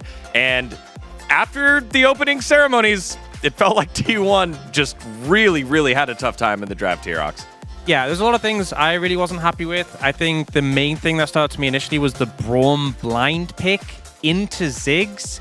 Also into the Yone as well, because they have this Ashe, and the second you see the team having like Vi, Ziggs, Yone, you know that Ashe is going to be under fire. But Braum really doesn't help that much against Ziggs or Yone. You know, if you're trying to block in front of the Ashe, the Ziggs ult and Yone ult will just hit you both. And also by blinding the Braum, you allow the Ziggs to have a really free lane. The Rakan comes in, which is a good matchup. And I also think that being on red side, T1 didn't really make great use of it. Picking the Kennen on 4, like, I feel like if you're on red side, it's obviously a lot of teams are favoring blue, but you should be getting value from the counter pick. They went blind pick support, they went blind pick top, and neither lane really got off the ground running. Yeah, and also when we see LeBlanc mid, we all expecting more crazy picks on the jungle. So that's why we were expecting that maybe T1. There was a reason why they picked the jungle on 5th, but I think that was the worst choice because everyone knows that they're gonna play LeBlanc Lee Sin. So I think Shaco, Shaco jungle with Halo Blade must be better, but I don't know. I don't like this comp at all. Yeah, a draft made up here for Owner and didn't quite perform. Ox as well. Ziggs been doing really well. 6 games out of 6 here, 100%. And I think this is twofold. One is we've seen a lot of the AD carry items nerfed, so their power level's down, which means non-traditional build AD carries or mages in the bot lane have gone up. But also teams are doing such a much better job of using it. Teams aren't always defaulting to Archangels, they'll go higher damage builds, and really using the power of the pick to play around plates effectively. And here, I think a great thing is it had so much setup, so you can guarantee land the ultimate from Ziggs. Well, early on, we had ganks in the mid lane by Owner on the Lee Sin, expecting to get something here, and it gets turned around on him. And we all knew that T1's game plan will be just playing around mid, just using LeBlanc and Lee Sin power, but Zeka was just screwing up their plan at all. And I mean, Zeka just soaked 3 ganks in a row, and then I think that made T1 so hard in the game. Yeah, I think it becomes really difficult. You could tell that the game would be so different if LeBlanc got a significant lead, but it's just time after time after time. The gang's failing. The first one, I think Ona played it pretty much as well as he could. Maybe could have been a bit different. This one was a big misplay. The kick going in the wrong direction, and it really starts to feel rough now. This one, I think, though, this one was just a massive tilter. The timing of the ult to block the kick, just really beautifully done. And it's Zeka showing the proficiency on Yone that we've seen from him time and time before. Yeah, as we said, this draft is all about LeBlanc and especially Lee Sin, but he misplays so many times, and yeah, there is no point to draft like this then. Yeah, kind of felt like yesterday where Gen G were the team that got to sit back, and as long as they weathered the storm, their comp would outscale. Again, we didn't even show the Vlad yet, but we knew there was the ticking time bomb on the back end that it was like, okay, if we just sit back, we'll win. T1 has to go and beat us. They're unable to do so as they do get one big fight here at 23 minutes at the Drake, and it's the Wombo combo that closes it on off. It's so unplayable for Ashe here. There is literally nothing you can do from this position. The Vi ult is pretty perfect from Peanut, but then the layering of all the damage or the CC, there is no way to outplay what Hanwha Life Esports did here. I will say that I think maybe contesting the Dragon for T1 was a mistake, but once you're in the fight, you're just getting pummeled. Yeah, and also I think the T1, I mean, they had the cannon, but also attacks with cannon. So I think they could play more on side so they can make the difference between the side and team fight. But I feel like T1 was just so lost after Zeka being unkillable on mid lane. All right, let's take a look at the POG for game number 1. Let's, we know who it's going to be. It's going to be Zeka. I was going to say, let's put it in pen. away from pencil as 4-0-10 absorbed so much attention and the specific game plan from T1 in the early game. Felt like a lot of the early game plays were around Zeka, you know, this dive here on her own under the tower, but really it was navigating those ganks, being put in an uncomfortable position and really playing it so pixel perfect to avoid going down multiple times in a row. Name someone can go deathless against Fakers LeBlanc and Honors Lee Sin. I think it's only Zeka. I think the difference between T1 and Hana Live Esports was just the players were having so much space in their mentality as well, so the game was so easier for them. Couple votes here for Peanut, as he did a great job setting up everything else. Yeah, I think they're fine votes. You know, like he was the one leading the charge in the team fight where Guma got annihilated. Like he had a good game, but I think really those early ganks was what kind of pushed it towards Zeka for me. But still, Peanut's a good vote. T1 on blue side, what is something that you want to see quick before we toss back to the casters here with it? Just ban Ziggs. It's that simple, man. Just ban Ziggs out and just bring off some good counter picks, because as I said, I don't want to see boring picks on Zeus. Something like Corki, more damage can be the changer for the T1. Again, Hanwha Life Esports, as the caster said, they had their plain white tee and jeans looking good, just the standard gameplay. And we're going to send it back to those two guys that obviously look good in plain white tees and jeans as well. Send it on over to Atlas and Chronicler. Unfortunately, I came to work with my khaki slacks on today, and so don't actually have the jeans, but I'm sure that tomorrow you can adjudicate whether or not it looks good. Digon, I appreciate it. Let's see whether T1 can bounce back. Of course, they have been a team that's bounced back very well after a Game 1 loss, and they're going to have to do it here today. One of the big things in any playoffs run, and we see it most notably at Worlds when we have a month of tournament on the same patch, is being able to identify, and T1 themselves have talked about this a lot as well, what is strong, even though it might not align with your preconceived notions. For me, Ziggs has been the breakout pick of this playoffs, because after years of Ox and before him Veldas complaining about teams not using well, I feel like finally we're starting to see what this pick is capable of in not just the, you know, like he clears waves, like, but particularly in the proactive macro sense. The amount of gold it allows you to secure early on makes it even harder, even not regarding like how well Peanut and Zeka played, right? Yeah. To actually build a generous gold lead in the early to mid game. So Ziggs to me needs to be prioritized one way or another if you are to do well in these playoffs. Well, Azir, Nasus, and Lilia, they were the bans for Hanwha Life Esports in game number 1. That is likely to change as they do have to ban away the Rumble this time. Zyra going to be taken away as the third ban. Really interesting. I think angling towards a Vi first pick here for Owner perhaps. Because otherwise I could imagine that will just come in, as Lilia still going to be taken away here. And so the Nasus still up, could theoretically be picked. See what the Garens are going to look like, as there is the Vi first pick that we were talking about. No surprise there. And where do Hanwha Life Esports go with it this time, as Ziggs is up, guys? Yeah, just a word of warning. I do think that the Ziggs is a little bit more reliant on a good comp, but you still pick it, don't get me wrong. But specifically denying Vi Ziggs, I think, is a really good call, because Vi Ziggs, as we saw, like, as Ox was saying, like, Guma couldn't do anything in that game. Like, he couldn't have done anything better because there is no counterplay to someone ulting you, and then the combo that followed, you know, instead going to go towards the Sejuani, which is a great pick for him individually, but we have actually seen struggle. This is something we saw Aining pull out as well, which is the Seraphine, which I personally wouldn't dislike. It'd be very funny to me if we're just ending up with straight up, oh, there it is, yeah, mage matchups towards the bot side of the map.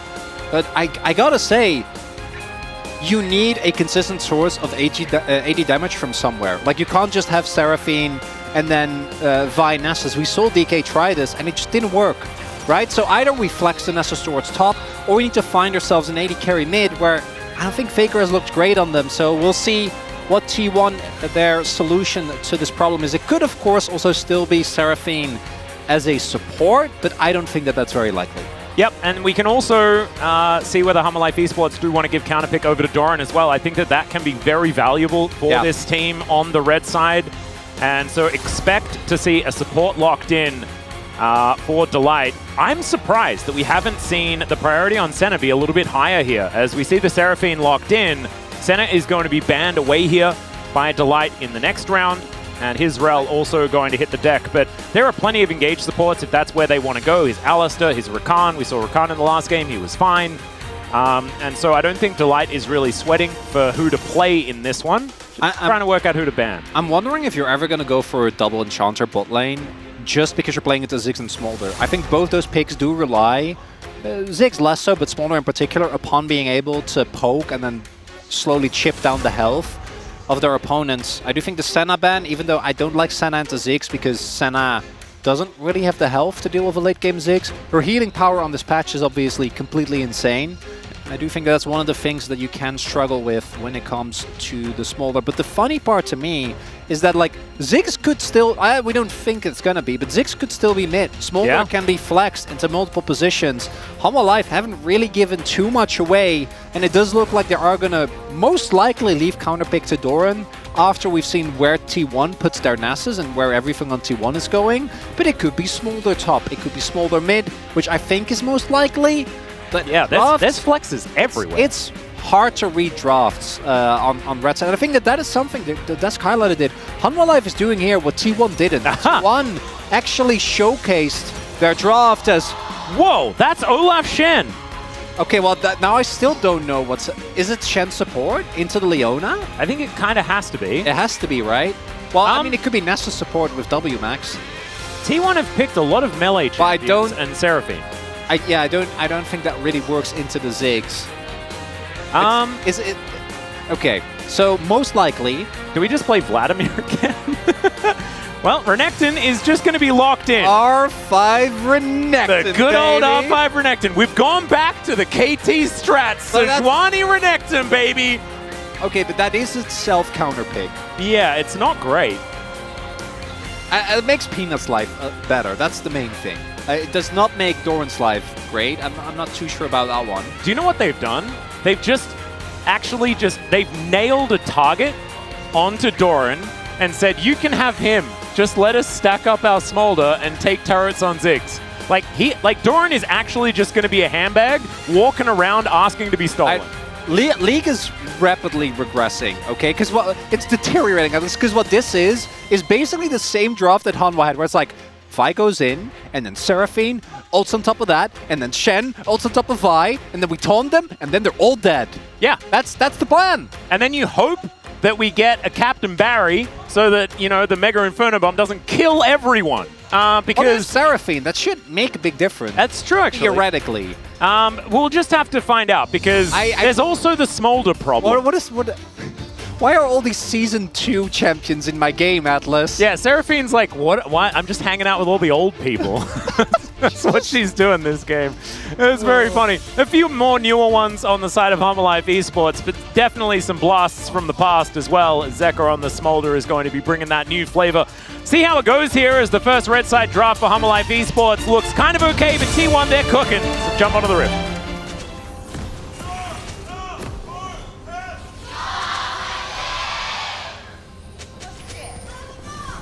소환사의 협곡에 오신 것을 환영합니다.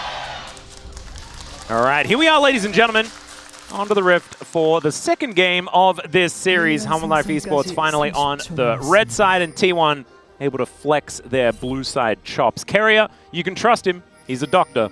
And let's see whether he's going to be able to take down Peanut here, as Owner is going to be spotted there on the vision. You can see Carrier just moving on in, see whether he can get some vision down himself.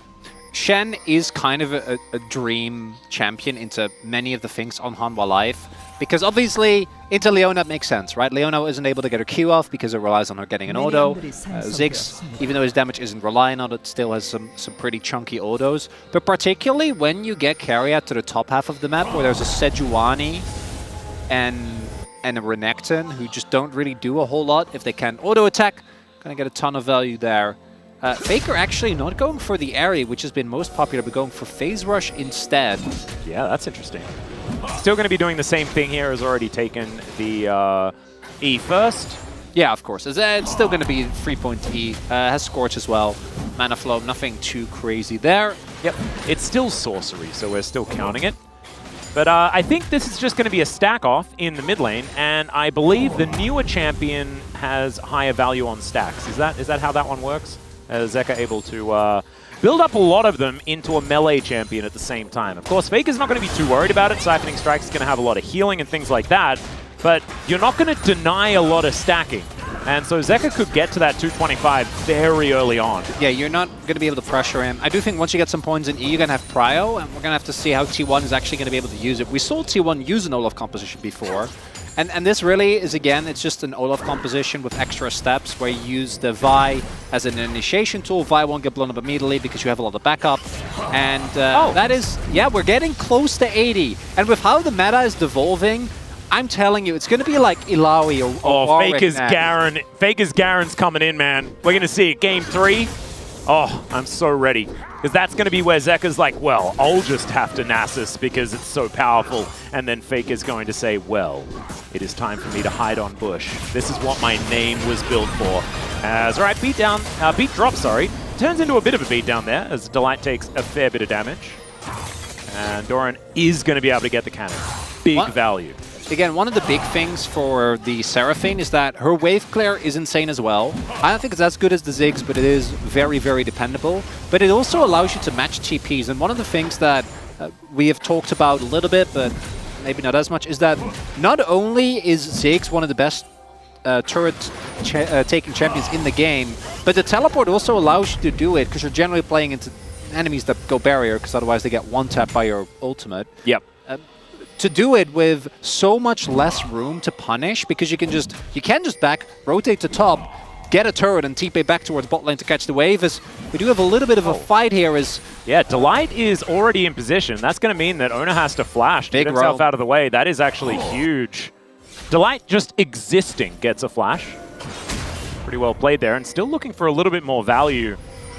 Reinforcements are on the way. I'm not too sure about this one, but it looks like... Okay, Carrier just going in, can mitigate a lot of this, but Faker's going to move over. That is so much Spirit Fire value. The flash out from Peanut, and Delight is going down low. Doran now trying to tank things up as Carrier might be taken down, but he gets the shield as he pulls back the scalpel, and there it is, the Spirit Fire. Last hit for first blood for Faker. okay, so I need a... That was weird. That was silly, Atlas. I don't know... Okay, I need to see a replay, but I'm not sure why Hanwha Life felt so confident, because they knew that Carrier was there, and I don't think, even if you do chunk owner a little bit, you want to take an aggressive early game 3v3 when again, you're playing into Shen Olaf. Like that's a very scary set of champions. And I think that they got away pretty luckily, honestly. So Carrier goes in, obviously can take a lot of the damage because of his W. Then a great Q from Owner. And then it's actually really funny the fact that Peanut doesn't die immediately here, because if the rest of the team can back up Zeus, like he can just keep running and murder them. I know he doesn't have his ultimate yet, but it would have really been too much of a detriment. What's big here as well is that Faker gets this kill while he still has TP. So he's able to get the kill with the Spirit Fire, then TP immediately back to lane. I think Zeka got out of it was a little bit of extra CS. The Skuma is low, but he has a TP advantage, so he's not going to be too bothered by that. Yep, losing the water fight there a little bit because a lot of those balloons were popped by the Seraphine. Nice little satchel for Viper. Did have the backup of his Leona, so could use that relatively offensively. Zeka's just flapping around. Does have a few stacks built up already. So looking kind of all right, but it looks like T1, they have their eyes set on this Infernal Drake. Should be able to take that one down as Delight is in the area, but Peanut is not. So they're not going to be able to stop this. Peanut is just going to have to trade it for some grubs that are going to be coming up now. Yeah, also don't have bot lane prio. Viper did have to back. Guma TP back, so he will be able to shoot that wave as that Shadow Dash was that was a gimme. That was wasn't very fair. Looked like it hit him. That does some. I feel like his Shen's dash always feels like it goes a little bit further. Yeah. Than it actually does, as we do see 2 grubs being taken here by Hanwha Life. So still not a bad trade. Owner will be able to pick one up, but he is substantially behind in CS, not so much in experience, especially if he does end up getting the camp. Obviously has been pretty proactive on the map. And Ooh, carry. Never mind. River Shen I guess he's doing work. He's not getting the experience. As we are lane swapping, But wait, away from a Ziggs. Yeah, away from the Ziggs, and also with the Grubs already being down. So Doran's life is about to get even less fun, but I don't know if it's that much better for Zeus, and this is a lot of plays that are going to go down. We'll see when Doran has the read, because as of right now, he doesn't. Well, he is going to get taunted. Speed drop does come through. There's the Encore, and Doran is just dead. Didn't have a chance to do anything at all. He did not get the message, in fact, and he found out too late, unfortunately for him. Ends up going down, and now the swap's worth it. Yeah. So easy. Sometimes you make the weird play so that your opponent doesn't expect that that play was made, and then you can capitalize. And that's precisely what T1 just did. And now they're going to be able to grab some plates here as well. No teleports at all on Life Esports, so getting back to this top lane is going to be a rough one. Oh, that's a 4-man dive. Yep, looking for an opportunity. Ragnarok is up and available as he has thrown it down. Mega Inferno Bomb, pretty difficult to outplay that one, and it's Mom that's able to lock down the kill. Still, Zeus gets one back as Peanut couldn't tank the turret forever. Anwar still with some extra time here with the turret, and that is certainly good, but not as clean as what we saw from T1 top. That's already a pretty big Q, and he doesn't have Triforce yet. Zeka still has a Summoners, of course, and Flap is very good into melee tops, or I guess mids, it's Nessus. I don't know, Atlas. Here, very key for Carriot to actually get that clip, because otherwise you can't set up the CC chain. Nicely done. And here, big win for Zeus. Actually gets enough damage down, stays alive for just enough time with his ultimate and his shield. Lifesteal able to get him through. Yep. Even with the ult being invested by Zeka, it's going to be a kill onto Peanut, which also allowed Owner to then kind of catch up in the farm department where he was falling behind. Yeah, you've now got some Swifty boots picked up, or as I like to say, the anti-wither boots. Yep. For Zeka. Certainly going to be very, very valuable. And he is stacking. 80 already here at 9 minutes. Isn't too bad. And these sneezes are starting to hurt. As Delight's moving in. There's the flash. Zenith Blade gets the flash out from Faker. And Delight just taking some summoner spells. Well played, Peanut. Looking for his go here. Level 7. There's the flash. Arctic Assault. And the Permafrost comes down. Peanut once again tanking the turret. And that is going to be Zeka getting a stack and a kill at the same time. Even with the Shen ult being invested, it's not quite enough to keep Faker alive. And I'm pretty sure Peanut didn't show. So that was actually really well done there. Like, if he doesn't show, Faker just sees the light mid, you know, thinks that the gank is done. And then that's the end of it. Not knowing that there is a man still waiting for him to step up. And Nessus, again, season 1, season 2 champion, does not have dashes, so he just dies. Season 1, yeah. Ends up being in a rough situation as we take another look at this. And okay, never mind. I take it back. Yeah, no, yeah, big mistake. I thought Peanut didn't show, because otherwise you can't walk up to. You have Spirit Fire as well. That's just getting greedy for stacks. Good punish by Humble Life, but big mistake there, especially just after the flash is blown. Very nicely, opportunistically taken by Humble Life Esports, you could say. Doran just trying to soak as many waves as he possibly can. Isn't necessarily full handbag. You can see only down about 500 gold. The lead for the Smolder. Part of the problem here. As you can see, he also has been building a whole bunch of stacks. Yeah, Flap and Swifties. Pretty good at avoiding getting queued. Viper is going to take this turret. Goodbye, turret. It has been nice knowing you. And 10 minutes. There is still 3 minutes left for him to take more of these structures off the map. As Doran is going to spot Zeus here. Peanut moving up as well. There's the ghost popped. Didn't actually want to press his ultimate button to avoid getting stunned. Knew that he was far enough away. And more flashes being gleaned here by the Hex Flash of Delight. Here on this bottom side. 5 plates for a Ziggs team?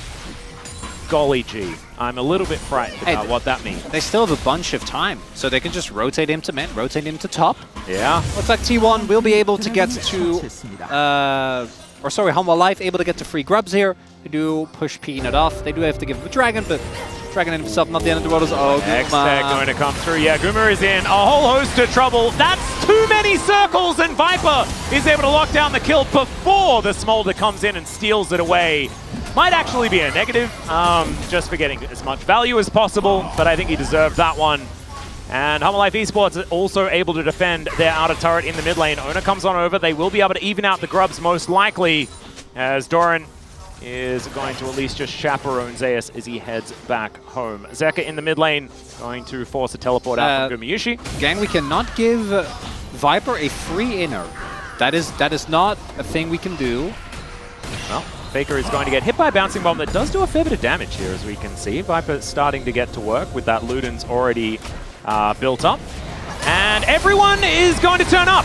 That is, Nasus turned into a ragdoll and thrown about the place. And you can see Faker there in the player camp, not happy about how that one went, as it is brother versus brother. Never mind, as Zeus is, of course, an Olaf, and he is just going to be able to take down the Renekton. No worries there at all. Delight now underneath this turret, not exactly where he wants to be, because Owner is turning up as well. T1 kind of taking matters into their own hands as they look to get rid of Delight, who is able to taxi his way out. Carrier is going to trade 1-for-1. That was gorgeous from the Leona player, but they're still going to lose an outer turret in the top lane. It's very telling that despite all that, Humble Life are still sitting on a gold lead. And it's because they got the inner. Do you think he's going to stop some backs as well? When are we just be one Ziggs. Until we have found an actual answer, which right now it doesn't seem like we have. It's too much. We need a dose of BZP. Just ban Ziggs, please. That is what you need. Oh, I'm also down for some tech. You know, I'm sure there's ways that you can punish the Ziggs. Oh, okay. So he was just trying to see whether Zeus was backing, and he found out that yes, indeed, he was backing, and then had to flash. It's not often that we see this level of value from a counter pick on top lane, Atlas. Yeah, which is negative. It's negative value. Yeah, it was not great. So. It is brother versus brother, by the way. I was trying to talk about that before, but it's Faker versus Doran and not Zeus versus Doran. Love that you want to talk about lore. I do. Well, that's great. It's one of my favorites is the Renekton Nasus. You know, when Renekton was released, I'm like, oh, that's his bro. That's so cool. Have they even interacted yet on the map? No, not really. Not even at all. Well, we're going to be keeping an eye out for that. That's going to be a big moment. T1 have also taken more play call, which is kind of nutty. As Peanut's going to turn up. That is Ragnarok popped here from Zeus, but it's going to run out very quickly, and Delight is, of course, exactly where he needs to be. The Shield of Daybreak comes down, and there is the Mega Inferno Bomb. It's Eclipse that manages to pop and take the kill, as Zeka is now flapping over a wall, and Faker's like, I wanted to flash, but I can't flash. He couldn't justify it in that moment, but you could feel that that's what he wanted to do. It's when the lead Q hits and you see the moment of deliberation, and it's like, no, I can't do it. This game is messy, Atlas, but looking at the trades, they are mostly favorable. The one thing that T1 did get this time around is that they got the Herald, so they should be able to get mid lane turret finally, even though they're still playing into Ziggs, who again makes it really hard to take that. That's going to be something, and for me, T1 has like 15 extra minutes where the Olaf is actually going to be a threat. Because eventually we're going to reach a point where Zeka sneezes on him and Viper throws a Q and he just dies. Yeah. So they need to use that spike. And if they get the upcoming dragon, then that alone could be enough. Because Hextech Soul does kind of... It's ridiculous. It's ridiculous, right? We know, and it allows you to set up plays around the Baron as well. And this is very straightforward. Zeus, he feels safe because he has a lot of members on the top half of the map. But they're at the Herald, they're not with you. So being up that deep into a side lane, not great. Ends up being a very, very big kill going over the Humble Life, which means I don't think they feel too bad now. T1 can use the Herald in mid as a way to divert attention, but they need this Hextech trade. Atlas, it's the same as in the last game. I don't think it's quite as rough, because I do think they have a bit more longevity with this composition. They also have the first 2 dragons, which is going to be very, very valuable. It's going to take a while for Humble Life Esports to stack them all up. Yeah, only 170 stacks for Zeka. Thank you for highlighting that. So, but they need to get this. They need to get to the point where Soul is on the table for them at any point going forward in the game. Yep. And now the Rift Herald is going to go down from Ona. That's going to buy them some space, looking for this soul point. Viper should be able to at least eliminate the minion wave. This will get a charge, as we can see. He's going to have to spend some time poking Shelly in the eye, and that is going to allow T1 to start this one up. Faker on the bottom side of the map, teleport to come in here from the Renekton. And Harmalife Esports, they really want to fight for this. The Ziggs rotating over, of course. Viper does have a lot of range, so he can affect these team fights as Ona will break it now on cooldown for the next couple of seconds. And Doran gets into position. That's an ulti out. The Encore goes entirely wide, and that is the Smolder going down. They do get rid of the Olaf, but have they done enough? The flash over the wall from Viper. Peanut desperately chasing after Ona because they want to take down this smite. The Dragon all but forgotten right now, but Harmalife Esports still doing so much damage as the Seraph Shield does go off. And Carrier actually hopping back into the pit here. Does, of course, have the Shadow Dash.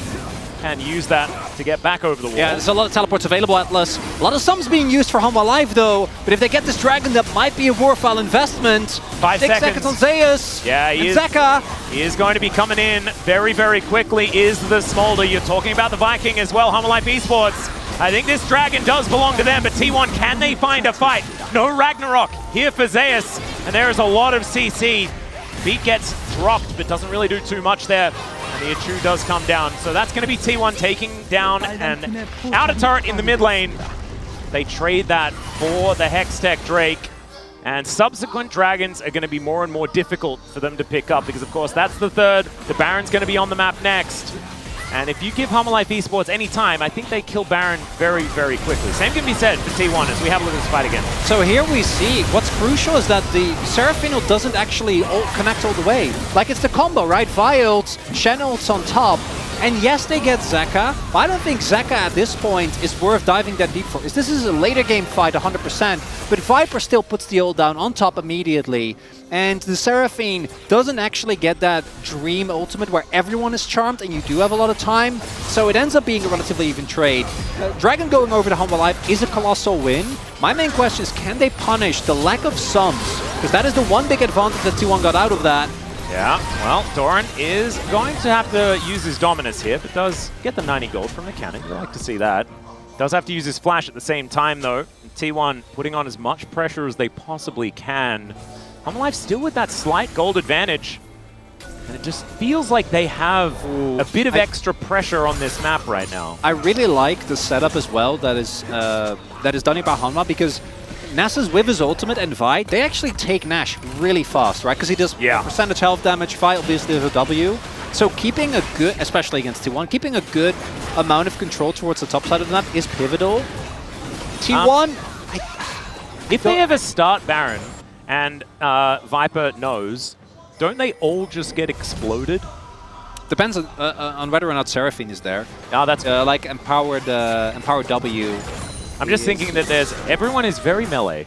As 221, pre-20 minutes, by the way, Zeka is going to hit his stacks for the execute so incredibly early.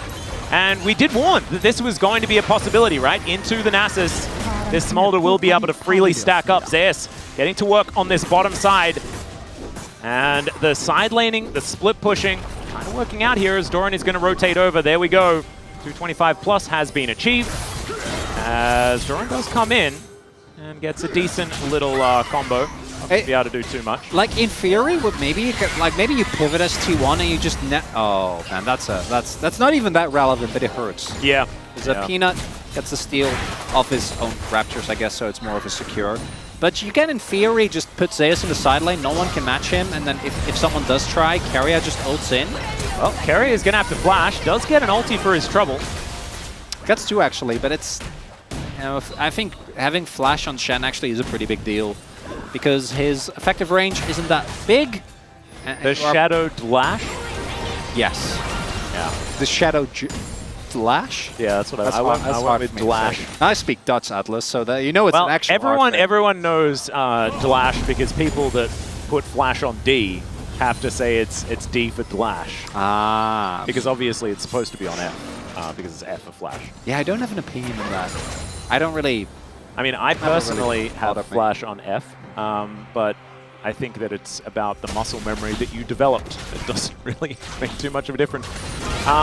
Some could say that theoretically, if you want to have easier access to Flash, you should be closer. There we go. Or other buttons or something like that. Let's do it. Yeah, okay, Baron is going to get started up immediately. Vision does go down. Viper does have his ulti up and available. Let's see whether he can actually connect it here. As T1 in position, the Achu comes down. There is the ulti onto the Smolder, the Solar Flare, just to get rid of Owner. And look at that! The Viking runs in and immediately pops like a balloon. There's just too much damage here, and it's a double kill for the Smolder as a result. That Hexgate from Carrier is going to be able to get him over his side of the map. But now Zeka could be in trouble. Gumayusi needs to be respected. The Spirit Fire comes down as well. That's Narnia, Peanut. That's not where you want to throw the ultis, but you can see Viper able to keep them at bay. Still, HLE Esports health bars are getting down very, very low. And I don't think they're going to be starting off a Baron. Yeah, remember what we were talking about earlier, where like, oh, Olaf eventually... Yeah, that's now. We've reached the point where he needs to get on top of them, and he just doesn't have the resistances. And this is, again, I think, a bit of an overshot, because this isn't a dive composition. Like, Owner goes in, but no one actually gets to follow up. You're running through a narrow choke point into Smolder and Ziggs. And one of them can be ulted by the Vi. Yeah. One of them did, but the other one it didn't. And that's the big part of the problem. As the Dragon now up and available, HLE Esports trying to get themselves on even footing when it comes to this Drake count. As I guess technically they have to, because Smolder's on their team, but still, they want to recruit another. Operation Owner V2. Yeah, here we go. Looking for the angle. As the Hextech Dragon has been pulled out, the rest of T1 moving over. Delight is going to spot Owner here. As they take the Hexgate in, Zeus is going to turn up as now Peanut down to half health. Faker also having to flash to get himself out of the way, and Delight down to 50%. Solar Flare is going to connect. Gumayusi doesn't find the ulti as Mega Inferno Bomb does a lot of damage to him, and now Hanwha, they get control of the Dragon. Owner is looking to move in, but he's not able to lock that one down, and look at the damage from Zeka. He's found his window and will be able to take down the Shen. And now HLE Esports is just cleanup. Faker is going to get permafrosted, and it looks like he will get chased down. There's just too much CC, too much opportunity, and once again, Zeka is just getting so fed in this game. And HLE just looks so much cleaner, Atlas. It's very straightforward. Everyone knows what their job is. Everyone's in position. And the Baron, just winning the fight alone would have been huge. Just getting the second Hextech Drake. The Baron as well. Owner still 10 seconds before he's alive. And I don't know if Zeus and Guma, especially without the ult for Guma, can do anything about this. Carrier's on his way, almost as his ult, but... Oh, doesn't find a Zenith Blade as now. Let's see whether the Olaf can actually get this one done. As Zeka just says flaps, and he'll get himself out of the way. Look at Viper, he's just standing on a satchel to make sure he can't get CC no matter what happens, but the Smolder does fall down. And the flash from Gumayusi comes in. He's going to be able to get that high note, lands it onto Doran. Wait. And HLE are not able to get the Baron. They lose two. They might be able to mash. The beat is going to get dropped. Okay, so now T1, they're back in the driver's seat, and I have no idea how they did it. Faker, press that R button, please. Please, we gotta chunk through this. They're still at the ready. Yeah, Peanut is just going to look for a red buff and then hopefully come in for a steal. Owner is going to be there, so it's going to be a 50-50. Viper is also there as well. This is real dicey. Throws in the satchel. Delight's going to get in there. There is Carrier over the wall with the taunt, but it's a little bit too early. They're going to look to try and take him down. The blast cone does come in. Peanut, can you actually get in there? It's the cease and desist. Peanut still surviving for such a long time. Mega Inferno Bomb not quite doing it. And now it's the Ziggs versus Guma and Faker. Let's see whether the Viper can actually try and take this down. It's down to 1,000. Oh God, the bombs. The satchel's not enough. And Faker with all the stacks is able to cue the Baron to death. What a weird game. And just as it looks like HLE is about to close out their second game, we take a turn for the weird, Atlas. I love it. Yakety sax, baby. So this was a mess, right? HLE very calm, very cool, very calculated. Guma's ult doesn't find the mark. Zeus is in Narnia. They just don't have the damage to actually get through these people, while Faker is like hex-gating over and trying to... It doesn't work. And then they overextend in the Guma, and it's easy to disregard the Seraphine, but Zeus, he draws a lot of cooldowns, draws a lot of attention, dies seemingly unceremoniously, and then watch this empowered Q there from Guma. Like, Second smokes into it, Atlas! Yeah! It smokes into it! And the Baron did so much work there as well. I think like Zeus really choosing his correct angle. It's down to 200. Faker just cues it.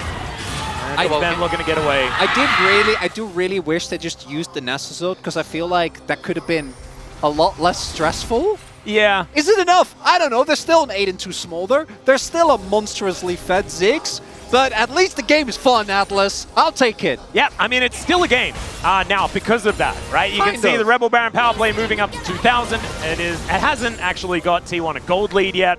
If they can utilize it well, they might be able to at least get on even footing, as it's currently 4 turrets to 3 in favor of Harm Life. So the Olaf now pushing out this lane in the top side. Doran is going to face check Carrier, and this is probably a dead Renekton, and by probably I mean definitely. Everybody else just getting themselves the heck out of here. Actually really cute from Carrier, so he walked into Doran and then taunted back so that Doran would walk into him. Which, they have Baron buff, like they can basically equalize the gold. Again, is that enough? I don't know. But they should be able to turn the look at the timers on the Rebel Baron power play and the Hextech Drake.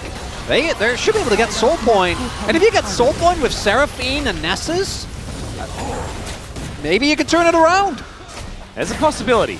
And now it's time for us to talk about the scaling options of T1, I guess, because we have been doing that a fair bit for the Smolder composition with the fact that Zeker is now level 16, has a bunch of stacks. Faker is also starting to get these stacks together, and you can see he was able to sort of rely on just having enough of them to act as a smite on the Baron in that last fight. So T1 have now moved into a gold lead with that turret take on the top side. Wasn't stressful at all? No, it wasn't even a little bit. I think it was calm, calculated gameplay, Chronicler. This is really big, because it's actually Hanwha that is able to get Cryo here on mid-wave, so someone on T1 is going to have to catch that, and it's actually Hanwha Life that's going to have first move that is able to wake their way into the enemy jungle, as well as the river, as it's the awesome dude meta. It's just back, Atlas. Yep, that's what we find ourselves in, as the Blast Cone is going to be taken away. And Carrier looking to escape via the Hextech Gate. Peanut just making sure that there's no flank angles here as Hummer Life Esports. They do teleport Doran into the mid lane just to get the Renekton back into position. Oh, Zeus. This is a lot of jockeying. We can see right now as the Achu going to be avoided there by Faker. Throws down the Spirit Fire. It's not doing quite as much as it was earlier in the game. As now Carrier, possibly out of position, is going to be able to get himself out of the way. And now Ona, he's started up this Drake. Hanwha, they're just looking to try and get this fight working out as Carrier has to flash to get out of the way of Zeker. And now Peanut just biding his time. Zeus looking for the angle. It's going to be that 50-50 like you were talking about, but it's Peanut that locks down the Dragon. Ona unable to flash the mom damage, but does at least get himself out of the way in the Fury of the Sands. Here from Faker as he walks away from the fight. T1 do not want to push any further forward than they have to, especially with nothing left on the table. You see the Smolder value there as well, Atlas. The fact that you can just queue for Dragon. He's 8-2-2. Yeah. You just queue Dragon, and then Owner just kind of dies. It's again, T1, they're technically still in this game, but like these Smolder stacks. Yeah, these Smolder stacks are going to keep getting worse. I actually think that T1 needs to start investing into like things like Warmugs, right? Like something that can just allow you to actually be in these positions for longer, because you're gonna take so much poke. A Locket also wouldn't be a bad thing. Yep. On someone, because again, the amount of hug Gumayushi forever and hope that he shields you at the right time. But that's the problem. You also can't group up too much, because Viper is not the main character on Hanwha's draft. He is level 16 now. He is level 16 and he is Zig, so he has 5 items. It's still a problem. Yeah. The gold is incredibly even. The game state is not. That's how I guess I would explain it. The Zeker now has 4 items. Yes. One of them is now a Bloodthirster. Faker is free. There we go. Yep. And, he's still Nasus. He's still scaling to infinity. The unfortunate thing is that Zeker is a newer champion also scaling to infinity. Yeah, and this is often talked about with Nasus, But to me, like, we're kind of getting to the end of where he feels like he's at his strongest. Even though he does stack infinitely, eventually in League of Legends... You need to be able to hit them with your cane. Yeah, you just reach a point where... And that's even without Smolder, right? Which obviously is the worst nightmare in that regard. But even a champion like Ziggs, eventually you just reach enough percentage pen that you just kill Nasus before he gets to Q you twice as owner. All right, Peanut just bypasses him. The Solar Flare going to connect, and they get the priority target. Oh man, I thought they were going to focus Owner, but instead they get the Seraphine, the flash forward from Peanut to make sure Owner cannot escape. They'll take his GA, and then they'll take his life. The satchel put in place, and Zekka's able to lock it down. I think Peanut may have just got him a POG with that one. That was gorgeously played. Doran now looking to take down his brother, actually, in this moment. As Faker on the Nasus is just looking to hold the wave, but Humble Esports, they just want to kill a Baron. Peanut with the bamboozle. Owner walks in, he's like, I'm not here for you. I have a much more important target. Gets on top of Guma, catches him off guard. That is going to be the Baron going over to Hanwha. And a 2-0 lead for the second seed seems inevitable here. As we take It's just beautifully set so up. clean. It's so well done. Just bypasses him, hides the old animation in the queue, and Guma doesn't flash, just ends up dying immediately. And then Peanut flashes in front of Owner's queue, meaning that Owner doesn't get out. 바로 쪽 가는 척 하다가 세라핀 보자 얘들아. Let's hear it from Peanut's perspective. 야, 세라핀 볼 수 있어? Yeah, he just turned on a dime. Just said, oh no, we can just kill Seraphine. Oh man. Peanut really having an incredible day today. And Humble Life Esports, all the better for it. Now setting up for a Hextech Soul in 1 minute and 20. And this is a red side win, guys. We have to remember that this is an incredibly important game for Humble Life Esports in this series. Because they didn't technically need to win on red side, but this could make the series a whole lot quicker for them and give them so many opportunities to close it out. As Peanut going to try and escape here as Zeus moving on in. We'll be able to put on a fair bit of pressure, and Carrier gets over as well. Peanut isn't exactly a priority target, and now Doran's going in, looking for the angles here. The permafrost comes down, and Owner, no GA anymore, and is just going to be cut down where he stands. His timer is exactly the same as that of the Dragon, so he's not going to be there for the Hextech Soul. And meanwhile, Zekka's just kind of winning the game, I guess. Taking down this inhibitor turret and inhibitor in the bottom lane.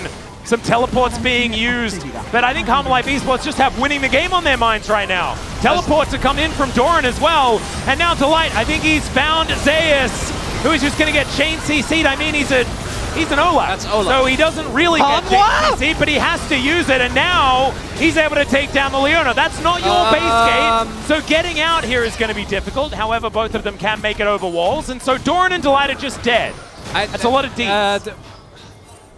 That might be enough for T1 to contest. Well, Carrier's just going to flash to get the taunt onto Zekka, but he just dies. Zeus is now in trouble. One sneeze from Zekka and he will be dead, although the sneezes do about 50% of anyone's health bar. So that would make some sense. As Owner has come in with the base gate, there is a phenomenal arm guard utilized here from Zekka. Immediately flashes after him and burns him to death. Straight out of the death chamber, straight back in again. And Owner is unfortunately not going to be able to deny this Hextech Soul. So somehow, after losing Delight and Doran for basically free, they still overextend, and it is going to be a Quadra Hextech Soul. Yeah, we knew it was over, but now it's really over, Atlas. Extra levels of over, Chronicler. Yeah, like 4... Yeah, this is the most Smolder I've ever seen a Smolder be. It's not even just Smolder, it's like Ziggs alone with Hextech Soul is enough to win the game. Yeah. Oh, yeah. I really thought that T1 was going to get like, oh, we're going to get at least one more. No. They try to kill Zekka, they don't. And that's kind of the end of it. Zeus is going to have to press his Ragnarok button and does so very, very quickly. Okay. Is that a Captain Rag? Okay, that's a bridge too far. That's a bridge too. It's not even skillful. You just press. You can press R whenever, Atlas. Yeah, you don't need good timing. But he did have, like, what if the timing just shows that you barely even skip a step? Yeah, I guess. That's kind of cool. As Carriot going to get slowed down here, as they do Managed to eliminate the minion wave quite effectively. Looks like Peanut pretty happy to tank up the turret though. Mega Inferno Bomb just to soften Gumayusi in that backline, but not really doing too much. Still, it's going to be up again exceptionally fast. I mean, it's Hex Tech Soul, Quadra Stack. The amount of ability haste is just revolting, and it's a 4-0-14, 322 CS6. They have stopwatch on Zeka. Like, there's just no way. You need to try and catch him off guard somehow as this is it! Yeah, Faker is going to walk over a ward though. Doran is chasing after him, and Life Esports, they know exactly what's going on. Base gates! Sorry, Hextech gate to get Faker out of there, and everyone really wants to try and kill him as Doran's going to get into the brush. That is going to stop the teleport, and Faker, he does have Asterix. It's mano y mano. Doran is looking to try and take him down, is going to be able to blast cone his way out, and Faker is taking them on a merry jaunt through their own base. Doran is the one tasked with stopping him. We're TPing? Okay, now that's just straight disrespect. This is very weird. They really want to kill Faker as Viper is going to satchel him, and Faker is dead. So it did take a long time, but they will be able to take him down. And now, what are we doing, Life Esports? We're going to try and get some minion waves in order and push. Did I see that right? Did Faker have a bounty? How did that happen? Surely not. What? Really? No, I think so, yeah. Wow. Yeah. That's impressive. Well, they don't have Nasus, 40 seconds. Life didn't really invest anything. Well, they invested TP, but no one really cares about that. Yep. They do still have this inhibitor down in the bottom lane. Peanut just going to usher in those super creeps as this turret, not long for the world. Viper does so much damage. Even like per auto, it's like half an inhibitor worth of damage. And they can also slow them perpetually. They have Hextech Soul. And so T1 lose an inhibitor in the mid lane as well. A bit of circling the drain, but a little bit of playing with their food on the side of Life Esports. Chronicler, I have to say.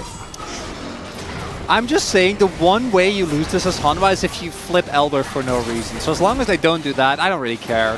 2.5 minutes.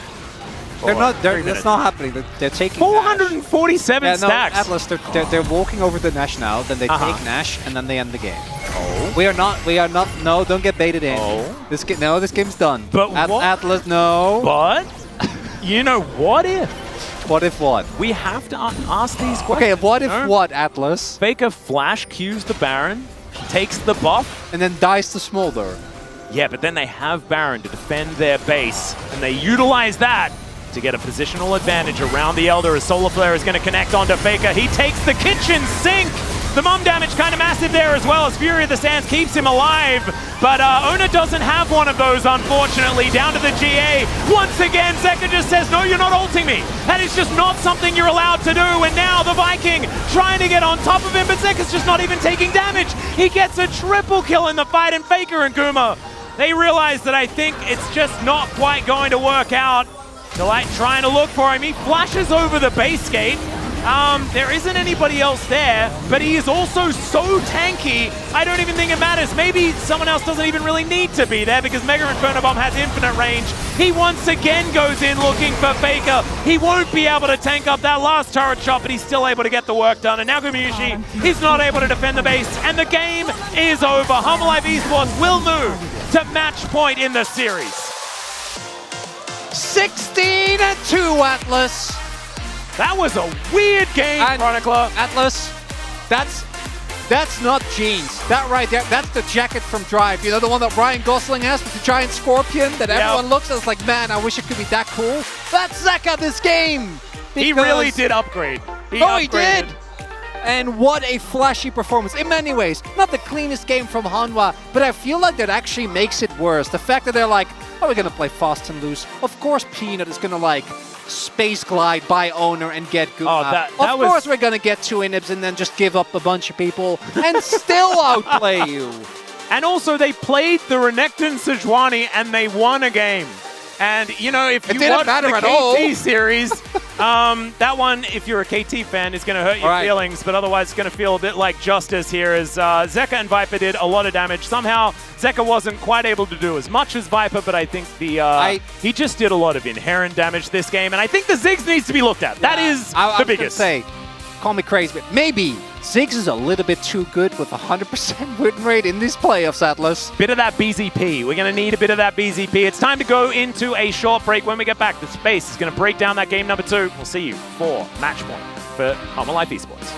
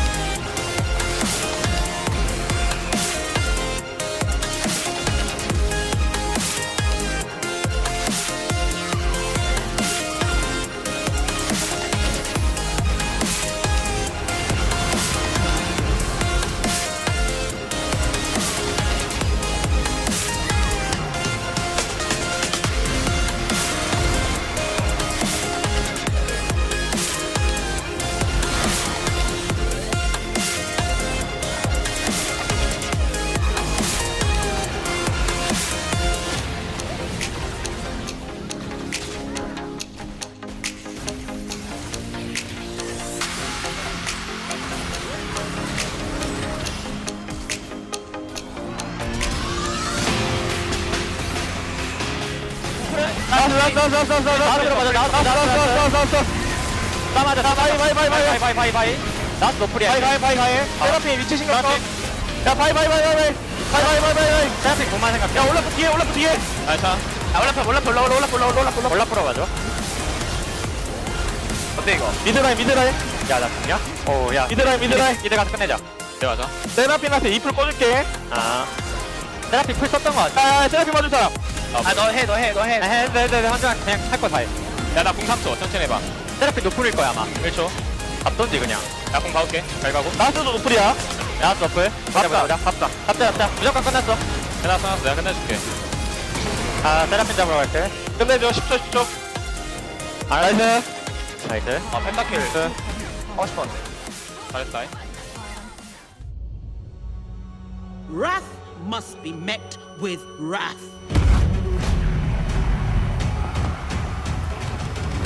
You will have justice. Jinx! My sister is gone.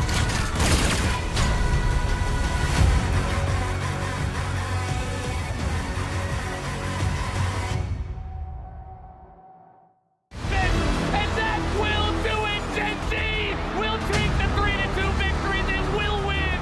This silver...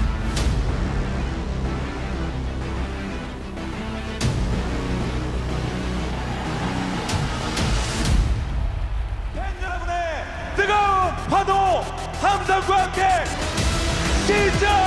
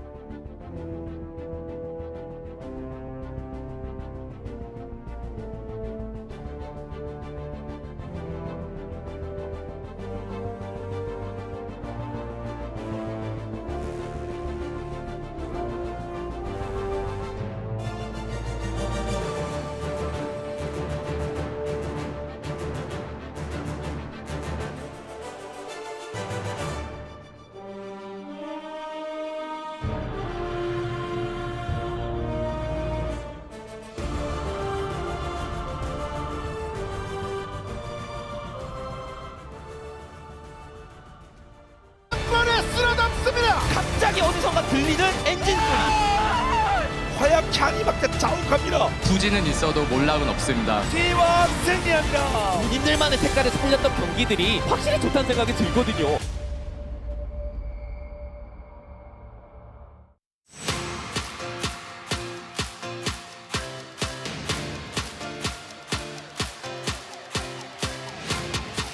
You get to hear that line from Koma there. Form is temporary, class is permanent. But right now, Hanwha Life Esports are in very good form. 2-0 on the way to the sweep against T1 in yet another draft that is a little bit stretched here for T1, and it just doesn't quite come together here, Ox. Yeah, there was clearly a thought process here where the aim was to get some momentum early, coming into the mid lane, the Olaf and the Nasus very bulky with like the Seraphine backing them up with the shielding. The goal is to dive in and just be a bit too durable for the enemy team to cut through.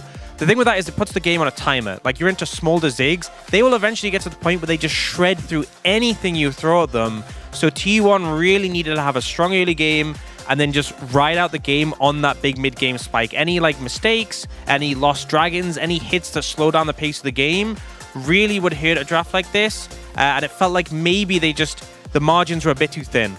I feel like it was too much pressure on one man, and they didn't have enough of insurance for the late game. It's just the same issue that they had for the game one. So I feel like, as Ox said, they were on the timer, but this time around also Hanwha Life Esports kind of baited them to pick Nasus so they can get the free scaling with the Smolder. We're gonna see the highlights following up, but yeah, the Smolder was the issue because Nasus was, I mean, the main reason why you pick Nasus mid is for the early game prior with the level 1E, no?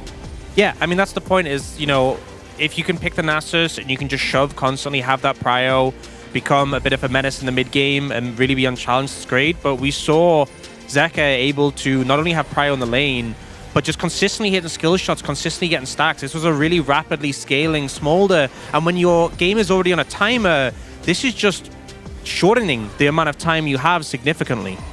And also, we already saw it in the pre-show that they have, I mean, Faker have most isolated deaths in the side lane. And also, Hanwha Life is one of the good team with mid-jungle support playing all together. And that kind of snowballs Smolder. He got really fat in a really fast time. Yeah, yet again, we see a gank in the mid lane onto Faker, this time working out. And then on the side lane, isolated deaths, another one, all so early on, giving this Smolder just a free laning phase to stack on up here. Yeah, and then this is when we got to the team fights, and the thing is there was some misexecution. The Vial comes in, the Seraphine ult is a little slow. I think Guma maybe should have ult flashed. But they end up losing this team fight. And as I said, any mistake sets this composition back so far. So we see this lost fight around Baron, and then we see this dragon fight. And again, if you lose any of these dragons, it really slows down the game. T1 got the first 2 dragons, but they're struggling to punish Hanwha Life Esports. You see them trying to approach the backline. They don't find an opportunity to go in. Fake is like kind of disengaging, and eventually end up giving over the dragon, and HLE holds strong. Yeah, I mean, that's why we pointed out that Smolder having a free scaling on mid lane is the issue, because I feel like they had enough of Snowball in the early game, but Smolder was just way too stronger than they thought. Yeah, cease and desist not utilized in that last fight at the same time as Nasus' ult, and it just was a little clunky there. Yes, later on in the game, T1 able to get that crazy Baron. They stall out the game, but that's just not the purpose of this composition, and it just feels like T1 haven't been able to execute. That's the thing, it feels scrappy, and it doesn't feel like T1, you know, they show life, but when you're investing into compositions like this, it can't be scrappy. It has to be clean. And really, HLE are benefiting from the back and forth because eventually the game hits a point where they're like, oh, we just win. Yeah. All right. Well, let's take a look at the POG here for game number 2 for Hanwha Life Esports. And the flow was dictated by Peanut getting the POG here in the second game. I think he was the main reason why Smolder is getting free scaling, because he was perma looking for Nasus and perma looking for Seraphine for the winning fights, and that made the difference between those two teams. Yeah, I think Peanut showing why, you know, he's been having such a good performance, been rated so highly during this split, really setting the pace of the game. And Ona has had a rough series, 2 games in a row. Ona really has looked gapped by Peanut. So one last opportunity for him to bounce back, and with Peanut in this form, it's a really big ask. Yeah, where do we put the eggs in the basket here? Where do we put the focus in the draft for T1? Game 1, it was clearly on Owner, on the Lee Sin. Here in Game 2, it felt like, okay, Nasus, Olaf, you're stretching Gumayusi's pool a little bit by not putting him on the AD carry. Where do you want to see it in game number 3, Wooded? I mean, I feel like they're kind of lost. They don't know what to play against Ziggs. So, I mean, it's just the same issue that they had yesterday, the DK. So they kind of need to just ban out the Ziggs and reset the mindset. All right, well, Ziggs has been a huge problem. Will it have a solution here in game number 3? Let's find out together as we send it on over to Atlas and Chronicler. Okay, there's 2 options with the Ziggs. Okay. First option, Yes. please ban Ziggs. Yes. Second option, first pick Ziggs. Please. Oh, I was going to say please. I thought you were going to do the thing where you say 2 options, but they're really the same. Well, yeah, but there are actually 2. None of them are give it over to Humble Life Esports again. That is Or for sure. Use your hidden counter pick, which you didn't want to give away, to obliterate Ziggs. What's that? I don't know. Oh, it's hidden. Yeah, it's hidden. So I guess we can't know. I'm not a fortune teller. It's Come like on. Z bot lane. It really is. That doesn't sound good. Because I think it's a good opportunity, right, as we get into what is looking likely, based on the first 2 games, to be the final game of this This is like series. the Humble Life Esports family, and apparently Peanut's the mom. That actually That's makes what I perfect- got out of no, it. that makes perfect sense. I can see that. Yeah, me too. Coming in, I was a T1 3-2 predictor, and a lot of that did hinge on the fact that Owner's individual form was exceptional. And I think Owner was the best player for the entirety of... He was very consistent. Of the summer split. And right now, Peanut is just... Like, I think the first game already wasn't great, but the Vi game, like, Owner is a good Vi. Like, we've seen him play this champion, we've seen him do well. And then, like, Faker not being able to step up to Zaka, that doesn't come as too much of a surprise. Gumayusi, I think his Seraphine was definitely considerably worse, but that's not the problem, right? That's not why they're losing these games. I can only hope that for the sake of this series, at the very least in this game, T1 is going to get rid or pick a tiny Yordle that is flexible, that is just generating free gold around the map, and that really has been a big issue. And if they don't B1 it here, it just is okay. Thank God. There we go. This was a sign that they 2. can't play it. I'm happy. I'm happy already. This is great. Well, Ziggs going to be locked in. Not sure where it's going. The Tristana ban is a little quizzical. It's perhaps like Viper Seraph or something completely cursed. It could be something like that. Oh. As Humble Life Esports, they do get access to the Vi. They're going to lock that one in. Could be something like Vi Talia to lock in here on the red side if they would like to. But could also just be taking away a bot lane. They might want to prioritize. Not sure what Viper wants to play. It will be his first game off the Ziggs. And he could be playing the Smolder here if he would like to. Instead, just heavy dive as the Kai'Sa are going to be locked away. Okay, I don't know about that one. Man, if only T1 had picked 6 before. Yeah. Bit of a questionable decision. Kai'Sa has really dropped in priority. And this to me is a sign that Humble Life is going to lane swap. Because I don't think you want Kai'Sa in an early lane against the Ziggs. I think in general, it's not great as T1 is just straight up stealing the homework, Atlas, and I love it. I think it's a great choice. That would be a Yasuo. Well, it's Sekka, yeah, why not? Yone, Which Yasuo. Wind Brother would you like? I would prefer the Yasuo, because I think that you can apply threat right from the get-go. But it's Sekka's Yone, so I'm not going to be mad either way. Yep, I think he can lock in whichever one of these he would like. Something that can put a lot of pressure on the Smolder would be a good idea, and he does cycle back to the Yone eventually. We'll be able to lock that one in. So Humble Life Esports definitely taking a little bit of a different approach here. Certainly so much dive. And with the Vi, I think that the setup for the ultimate from the Yone is going to be a lot more dangerous, and then you can layer a Kai'Sa in on top of it. So a lot of pick potential. What has also been a consistent theme for Humble Life in this series is that I think they look so much more cohesive. They look very well coordinated, very clean, with exception of Doran, who we haven't really talked about yet, and I think we're going to keep it that way. Yep. But the rest of the team, very much on the same page. Obviously, Peanut and Zeka have been performing exceptionally, but I think even the Lights and Gages, very much on point. Viper, obviously having a great time on the Ziggs. So, playing a dive composition when you've already shown that you're in great form right now, with these setups, with these snap engages, I think is always going to create a lot of confidence into the Hanwha Live draft. I'm wondering if they want to pick up the Rel is kind of a no-brainer here, is an exceptional engage support, has been winning a whole lot in playoffs as well. And I also truly believe that even if you go for the quote-unquote counter pick with the Alistar, which it's a great Alistar, but you can't give the Ziggs team a Rel. Like, just don't do it. Carrier going Alistar, I think, is completely fine. Makes a lot of sense. And there's going to have to be a blind pick here for Zeus. And it's probably just going to be Renekton. I'm just putting it out there. Sejuani Renekton. Or it's like Smolder top and Faker counterpicks the Yone.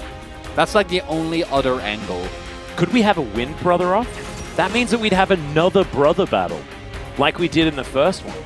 That's really cool if that happens. Well, Camille is another option here. That's a lot of side lane threat for one. Really powerful. Yeah, I just love Camille when she's picked with Ziggs. I'm a simple man. You know, when you have a lot of overlapping geometrical shapes, even if they're not the same shape. Oh, yeah, true. That just works. We saw it with Hanwha in game number 1. Geometry, baby. That's what gets you across the line. What does Doran do? The Jax Camille battle could be coming in here. That is a lot of hands required. Certainly a fun one, but something that Doran has actually done very well on in the past. I think his Jax has been one of his better champions, but into Zeus, and right now, as far as form is concerned, I'm a little worried. Yeah, it's also not... I don't think it's one of those matchups that you guaranteed win. Like, if you misplay or I think gets ahead... It's a skill matchup. Yeah, right? I tilted slightly towards the Jax, but it's definitely can go either way. And again, it's a very, very snowbally matchup.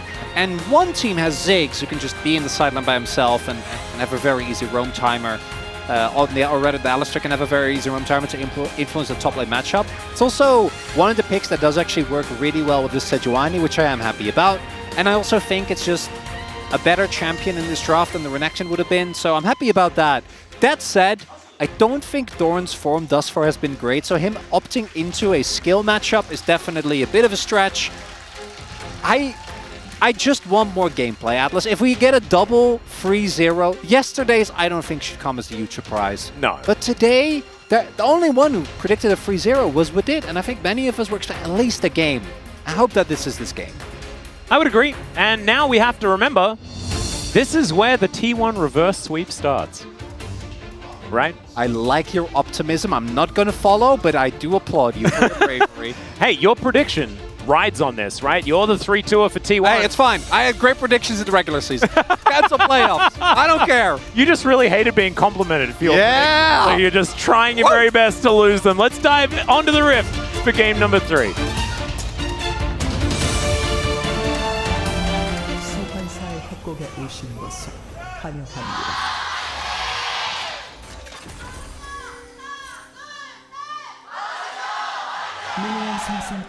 All right, we skipped that little moment where we see everyone spawning in, but instead, we're just having a look at the defense systems for everyone. Zeka going to be changing up his skin choice moving into this. There are some players that really like to stick to the one skin. Zeka and Deft is another great example of a player that goes with a different skin every single game. And it's good, bit of extra variety. As Faker is going to grab some stacks from Peanut. One stack. There we go. Immediately. Grab some stack. Sorry, not some stacks. Just some stack. One little bit of stack. They are walking over a ward. They are well aware of what they're doing here. Yeah, we're swapping. Yeah, Gumayushi looking for that swap angle. And Doran, very aware of what's going on here, just going to walk past Zeus. Not sure whether that is the greatest of maneuvers, as he is going to press Counter-Strike and then continue to get auto-attacked and bombed. A very weird series of events there, as Delight is just going to wander in. It is a equestrian battle between the two of them here. mount always- off, if you will. Yeah, Delight a little bit slow there. It's actually really nicely done here by Owner, which you always want to do in these scenarios. When it's lane swap, is try to secure an early camp on the quote-unquote enemy side of the jungle. Peanut, however, is doing the same thing. That was already warded, so T1 making a good read on that one. And then now we'll just have vertical jungling with neither of the top laners really getting a whole lot. Big thing here is that Zeus was actually in the top lane from the get-go, whereas that wasn't the case for Doran, who just now has arrived. So Zeus is already level 2. And this is something we've seen T1 do a lot, where initially their lane swaps at MSI, I think, were... Even when they started to kind of figure out how to execute them, it obviously doesn't necessarily mesh that well with their style, but specifically putting Keria on the roam while having Zeus get a little bit more experience means that he often in the 1v1 is a little bit better, and when Zeus does well in the 1v1, T1 generally looks a lot more consistent. The downside is T1 knew this, when you swap, you are going to lose out in the play battle because of the resistances. I do think Ziggs makes it a little bit better. Yeah, maybe. And it kind of beckons the question, if can play Ziggs, why not earlier? Yeah, why not play Ziggs if can play Ziggs? That is a very good question. Something that we may not necessarily have the answer to. If they do just steamroll this game, utilizing the Ziggs beautifully. If this doesn't go well for T1, then you'll have your answer. Then we'll know, yeah. As Zeka just trying to do his best to get as much farm as possible. Once again, you know, Faker on the Smolder going to be pretty happy with how this one's going. As HLE Esports will be able to grab themselves yet another plate. And there we go, Doran even getting a little bit of the extra money there. Jumping on top of Keria, avoids the bouncing bomb beautifully this time. And yeah, T1 going to be zoned away from a lot of this experience. Doran has Demolish as well. So actually getting a lot out of this. Yeah, headbutt as Keria just trying to get underneath the turret, so at least they can get some of the experience as Doran is going to tank a turret shot, but that is another plate going over to this Kai'Sa. And yeah, a bit of an influx of money here for HLE Esports, putting them at about 400 gold in the lead, but that's pretty standard. Yeah, it's about what for you these lane swaps. Also, top lane is going to be not great for Doran. Because he's going to have to TP back to his wave, whereas Zeus is going to be able to back and then TP back in. So now the question becomes, can either of the jungle impact his top half? Because yes, I know that the gold for Zeus isn't better, but like his lane state is very far ahead of Doran. Doran just hit level 3, Zeus is halfway through to 5. 6 spike is obviously absolutely ludicrous for the Camille. And Zeus, again, can trade as much as he'd like, because Doran does not have TP. So... Yep. HLE was able to get a lot of gold into Viper, and Doran actually got a decent amount of XP right through XP sharing, also uses Demolish towards the bottom half of the map. But he is going to have to pay for the price for that in the 1v1. Is that enough? Well, that remains to be seen. It's the classic Doran sacrifice that he does just feel very confident doing, as Owner going to miss the smite, unfortunately. And Peanut is going to be able to take down his big Raptor. So like you're saying, the big winner is going to be Zeus here towards the top side. Even Doran with that wave bouncing back wasn't able to get that many minions, as we can see. And Viper now looking to try and get out of the way, as that is going to be a stop on the recall. Don't know whether Doran really wanted to do that, as Zeus is going to hookshot over. And yeah, that's a decent bonk. Doran, yeah. If Peanut was there, that would have been great, but you don't have TP. And Zeus does. Well, he does have walk, so he can theoretically go home and do that. Yeah, if there was a game timing here like this, that would have been a really good play, but now I just think it kind of misses the mark. Oh, I hadn't had the opportunity to talk about it yet. Makes a lot more sense now. So Viper actually has TP, so no Captain Barry this time around. Oh, true. And they TP'd Viper to catch that top wave. Doran's still going to be very, very sad, but Zeus hasn't backed. Yeah, and he is very, very low. Zeka now in a little bit of trouble, but is able to snap back. Hextech Ultimatum does come down as Mom gets angry as well. A lot of damage there, but there's the flash forward into the crash down. Zeka's going to get interrupted. It's a decent pulverize. This is burning, but he survives. And that is first blood onto Peanut, picked up by Gumayushi. Still, the cleanup is going to be there. Delight likely to fall down, though, and T1, they're stacking up Faker at the same time and collecting some grubs. And again, They can just TP Camille to whichever wave they'd like. An overextension from Hanwha Life. And T1 getting a win here. Gumayushi is just going to be able to shove in here towards the top side of the map.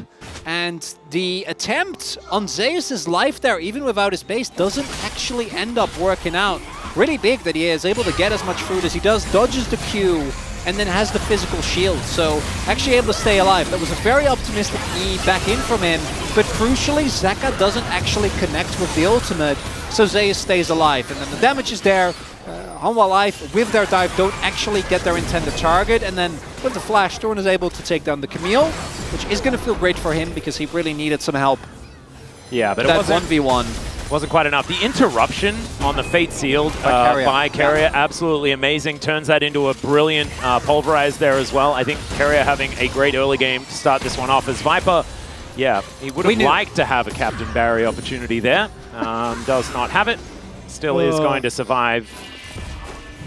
And even on farm right now, but that is going to change, especially as plates do start to fall down. Gumayushi going to put down the minefield and just start having a really good time. Ona moving down towards his bottom side as Zeus does take not the greatest of trades, but with the Sejuani here, Doran is in a lot of trouble.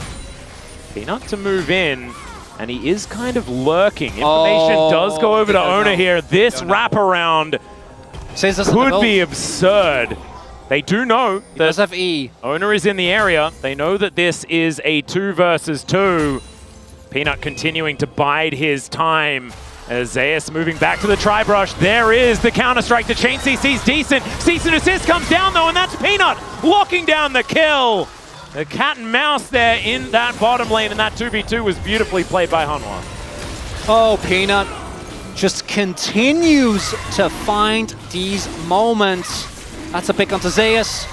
That was one of the few lanes for T1 that really was setting up for great success. And now Doran, doesn't go. I would have greeted for the demolish 100%. But I'm glad that he doesn't, because Faker then doesn't get to stack off the Jackson, possibly even kill him. And so first straight going to go over to Hanwha Life Esports here as that Hex deck is going to be locked down, and Secret Agent Peanut exactly in the right spot. The problem here, obviously, is like if Zeus is ult, he can actually negate a lot of that damage, but he doesn't. So he just ends up taking way too much upfront burst, so he can't use the power of that Sejuani with the Camille. As we all knew Delight wasn't really going to be in trouble there. Yeah, did look annoying. And now the top lane matchup is just equal, right? 2 assists there for Doran. I think the items are pretty similar. Well, actually, Doran has an advantage. Oh my goodness! Yeah.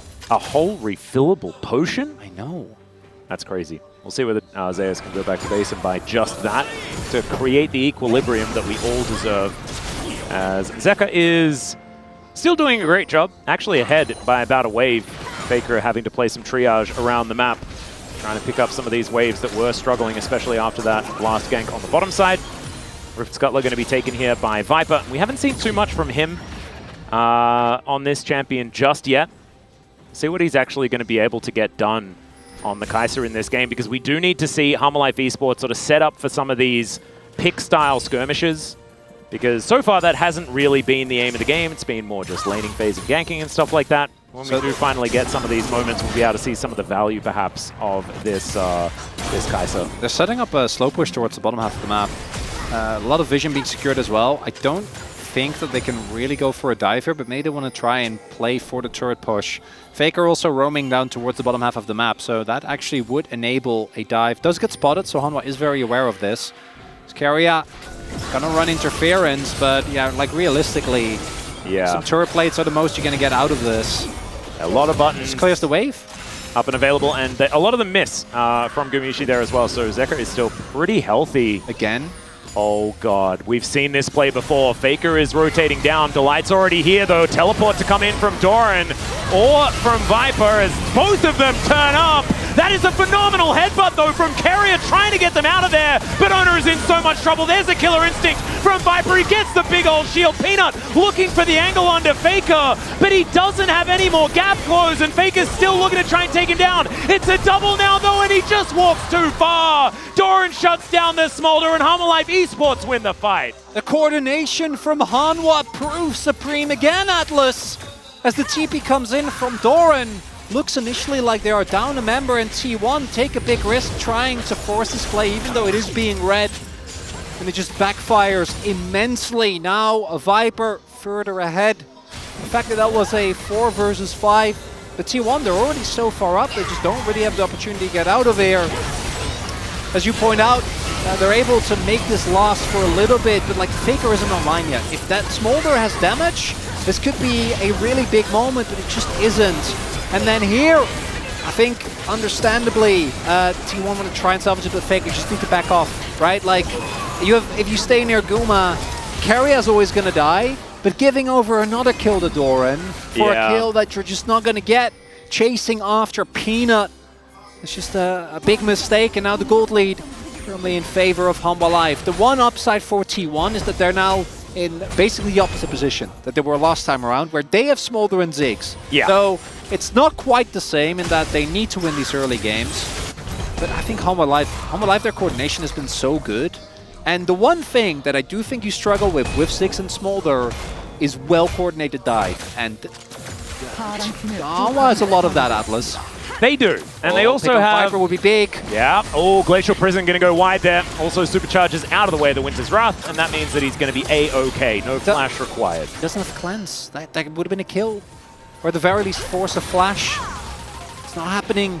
And Hanwha Life get the objective here as well. The TP Zek at the top, got the shove there. That's going to even out the Grubs here, and means that both the Camille and the Jack's going to be on even footing as far as those side lanes are concerned. And moving towards this mid game, we do have the Scryer's Orb does give T1 the knowledge that this is going down. But moving into the mid game, we've got a Jax and a Camille on basically parity. There are 2 Ruby Crystals for Doran in advantage, but we also have Doran on 0 deaths and 100% kill contribution. Like that wasn't on my bingo card at all. What does it mean? Yeah, I don't know. Obviously, main character, once again, is Peanut. He's been pretty good. He has been really good, Atlas.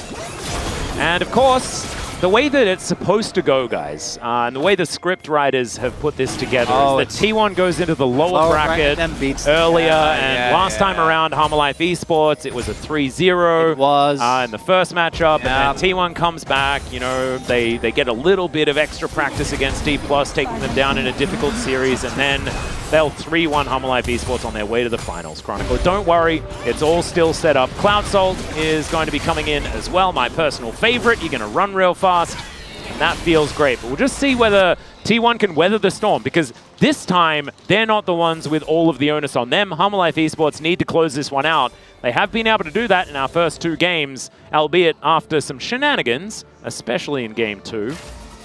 And I think the harder they make them work for it, the better this is going to go. Okay, Viper. Yeah, let's not walk into the bombs anymore. Maybe he was just testing it, you know, to see how much damage he takes as Hookshot going to come out. I'd also love to hear the opinion of the space on this, but if there is a game where you're allowed to go Zerefs, this is really one of them. You are playing into a lot of dive. Like, Zerefs actually, you do get a good amount of value out of it. Yep. I thought you said you're allowed to play Zeref, and I'm like, why would they play? They can't play Zeref because everyone's locked in their champions. Yeah, that's not a champion. No, I mean Zerefs. Yeah, he is. If you play in low ranks, Xerath is always there. Don't you worry. Xerath? Yeah, we've all been there. It's the worst. Yet another cool Shuriman guy, which hey, we all know there we go. Atlas is a big fan of. I do like my Shurimans. I think if I was to play the Riot MMO when it comes out in 2057, I'm definitely going to start as a Shuriman character. So I hope I'm not Ionia. But I feel like the weeb in me is going to... I really love Freljord and Mount Targon, you know? Yeah. But I'm worried about myself. I think you'll probably be an Ionian. Maybe I will too. You never know. Maybe I'll just... The Way of the Sands will not be for me. What's more edgy? Is it Ionia or Shadow Isles? Because I know Shadow Isles is way more edgy. But I mean, I've seen the reviews for the Crow that recently came out, so I feel like the stocks are down. But Yasuo also feels very edgy. Yeah, that's true. Estes Diego Yone. is just edgy. We're going to have a look at Yone here, though. He's pretty edgy himself. He's possibly walking into a trap, but does unbind his soul before he does so. Faker just going to take a bit of damage, but also get a couple of stacks. And it's 16 minutes into the game, sitting on 169 right now. That's not bad base. Yeah, pretty nice stacking so far. Good enough. Looking like we should be able to hit that 225 at around. And if he stays on course, about 22 to 24 minutes. Only died once, so in that regard is going to be helpful. We do have Homo Life again, setting up these very proactive plays already, invading as a unit, getting control and seeing if some poor soul walks up. And yet another reason as to why Ziggs is just really good. Yeah, the side lane control, certainly something that he does excel in. Still hasn't lost a game in playoffs, Atlas. Nope. 7 in a row so far. There hasn't been that many games. I still can't believe. Yeah, okay, but some of those games were like BNK and... Yeah, that's true. I mean, like, yeah, the main ones that I'm focusing on are the fact that like Pay's played it, what, 3 games in a row? He did also look like not the have best been allowed. Yeah, but that's fake data. I agree with you on that one. Yeah, but I mean, it's not fake data. He was also just allowed to play it 3 games in a row. So I think, I mean, T1 were not the only team that was struggling to figure out a way to counter the champ, because if you do manage to mitigate it, it gives you so much breathing room in these drafts. And T1 knew that they had to be able to win a game on red side to be able to take this series, right? Just because Helma Life Esports did get side selection to start this one off. And so you can understand exactly why they sort of left it up, because it's just not a lot of room when you're playing against Peanut, who needs to have like deforestation to start things off, as Doran possibly in trouble here. The teleport to come in, or teleports, but no. Vipers is on cooldown. Zeka is going to turn up. Delight in perfect position once again to play interference. I was actually really hoping, as Guma just accused himself, that they would TP Guma in and just satchel, which would have been so cool. Yeah. It's like the turret's just gone. They get the turret anyway. I didn't really need to do that, but... He also wanted to be defending the outer turret in the mid lane that Viper is putting a bit of pressure on. Looks like the inner turret is not going to be on the minds of T1, but able to pull back that gold advantage by about 400 as a result of that turret going down. Still, Viper just happily farming. Does have his static shiv completed already. We'll see what he's going to be able to complete now. I think 2 items spike to come in. 191 on the stacks here for Faker, really starting to build that one up. This was about where 225 was being hit by Zeka in his last Smolder game, but of course a very different story when you're against a Yone, who's a lot more mobile and annoying than Nasus is. Zeka is just going to dive in and look for a bit of an angle. He's got aura on his Chovy, or on his Yone, man. The only one, well, that's as I was going to say, the only one with more aura is Chovy, which doesn't come as too much of a surprise. 2 items spike being hit for both Guma and for Viper. Harold going to go down mid. This is a must-win, I think, for T1, but Faker isn't that strong just yet. The Light on a deep flank angle. T1 can still give this one up and just play for mid lane turret, but I think they really shouldn't. And they'll land a lot of poke is going to be one of the main things. And the Light, he is still behind enemy lines. Flank. I think they have a suspicion, because Zeus is trying to snoop. Nope, just going to go. And they don't have a lot of vision there. We see some question mark pings. I think they know. Well, Peanut is there walking to the back of the pit. In comes Delight now as the Arctic Assault is going to miss. And now Peanut wants to find a priority target. Crashdown is going to be interrupted there. And Glacial Prison comes through as well. Zeka looking for the angle, but he isn't going to pull the trigger just yet. And now Viper going to get ultimatums. Zeka does find the angle though, and there is the ulti to come through. Mom comes down as well. Viper's thrown around the battlefield. They take down the Ziggs, but Faker is still at full health. And Zeka can't get on top of him. Peanut gets a huge shield though. Still the sneezing comes through, and Doran just picks up a triple kill out of nowhere. That's an ace, and they're like, oh, heck with the dragon. We'll go take a Baron. It's Doran that comes up huge together with Zeka as T1 makes a colossal mistake, goes way too deep for Viper, just walks into melee range of the Jax, and guess what? No one on T1 can deal with that. And it starts off basically as a dream. Yeah, Owner misses his Q. Yeah, they use a lot of cooldowns, and I think especially that Ziggs ult maybe wanted to hold on to that one. But this looks like a dream. You take the engage away, and then here, crucially, they go in, but there's no follow-up onto Viper. So starts off with a great ultimate, and then Guma just gets immediately blown up in the fight, doesn't get to do any damage, and then Faker's alone, but Faker's alone against Jax. Oh, Doran. And against Yone, so he just doesn't really get to do any damage. Doesn't have a stacks yet either. 나이스 형님들. I imagine lots of thanks, Yep. guys. Yep, and thanks Doran there as well. But also, like, at the start of that fight, Delight ate so many cooldowns. Yeah. And so kind of still did his job.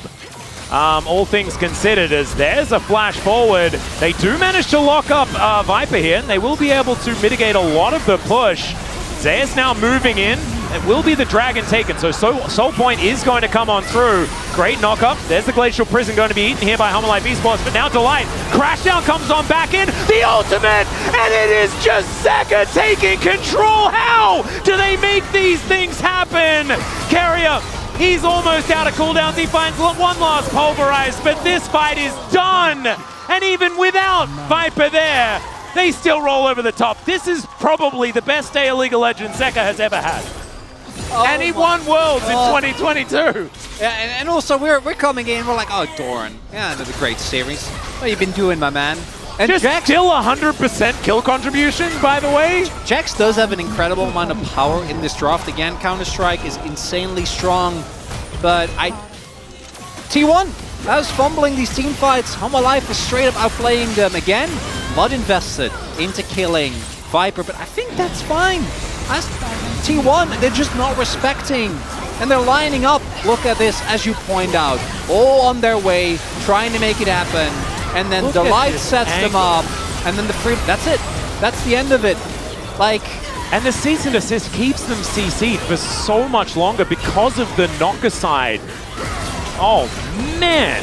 One of Zeus, one of Zeus, Faker, or Guma needs to be alive because they don't have damage otherwise, and they just keep getting like triple man ulted. And HLE, they're just straight up outplaying them. And now, what looked like a pretty okay game state, like this game's done. Yeah, I know they have Smolder and Ziggs. I know Smolder's hit his stacks. I don't think it matters. I think that this is a insanely dominant 3-0 sweep unless T1 get the comeback, the likes of which we haven't seen yet this playoffs. That's what they're relying on if they want to keep this series alive. HLE Esports looking to repeat what Gen.G did yesterday and make the upper side of this bracket look very, very powerful here in the LCK. Teams waiting in the wings will mean that T1 not out of it if they lose this game. They will have to face off against a D+ that did just struggle against Gen.G yesterday. An opponent that they have been able to dispatch more recently than not. HLE Esports have been able to best T1 both times of asking here this season, and look at that gold advantage. 3.7k for Doran. That is a ludicrous amount of money. All right, Blast going to try and get them back in here as there's the Void Seeker. Viper taking matters into his own hands, and Goomer's just dead. There is nothing that they could do about it. Now Carrier's in trouble. The fate is going to get sealed, and even is able to queue out of the way of the Glacial Prison that was lying in wait. They are still taking a bit of damage here as more Void Seekers funnel on through. But this is going to be even more money going over to HLE Esports. That 10,000 gold gap is very close approaching. Sitting at 9k right now, and Peanut going to be able to get rid of all of this vision. Look at the vision line encroaching onto T1. As we take a look here, it's a classic. You just want to get that satchel.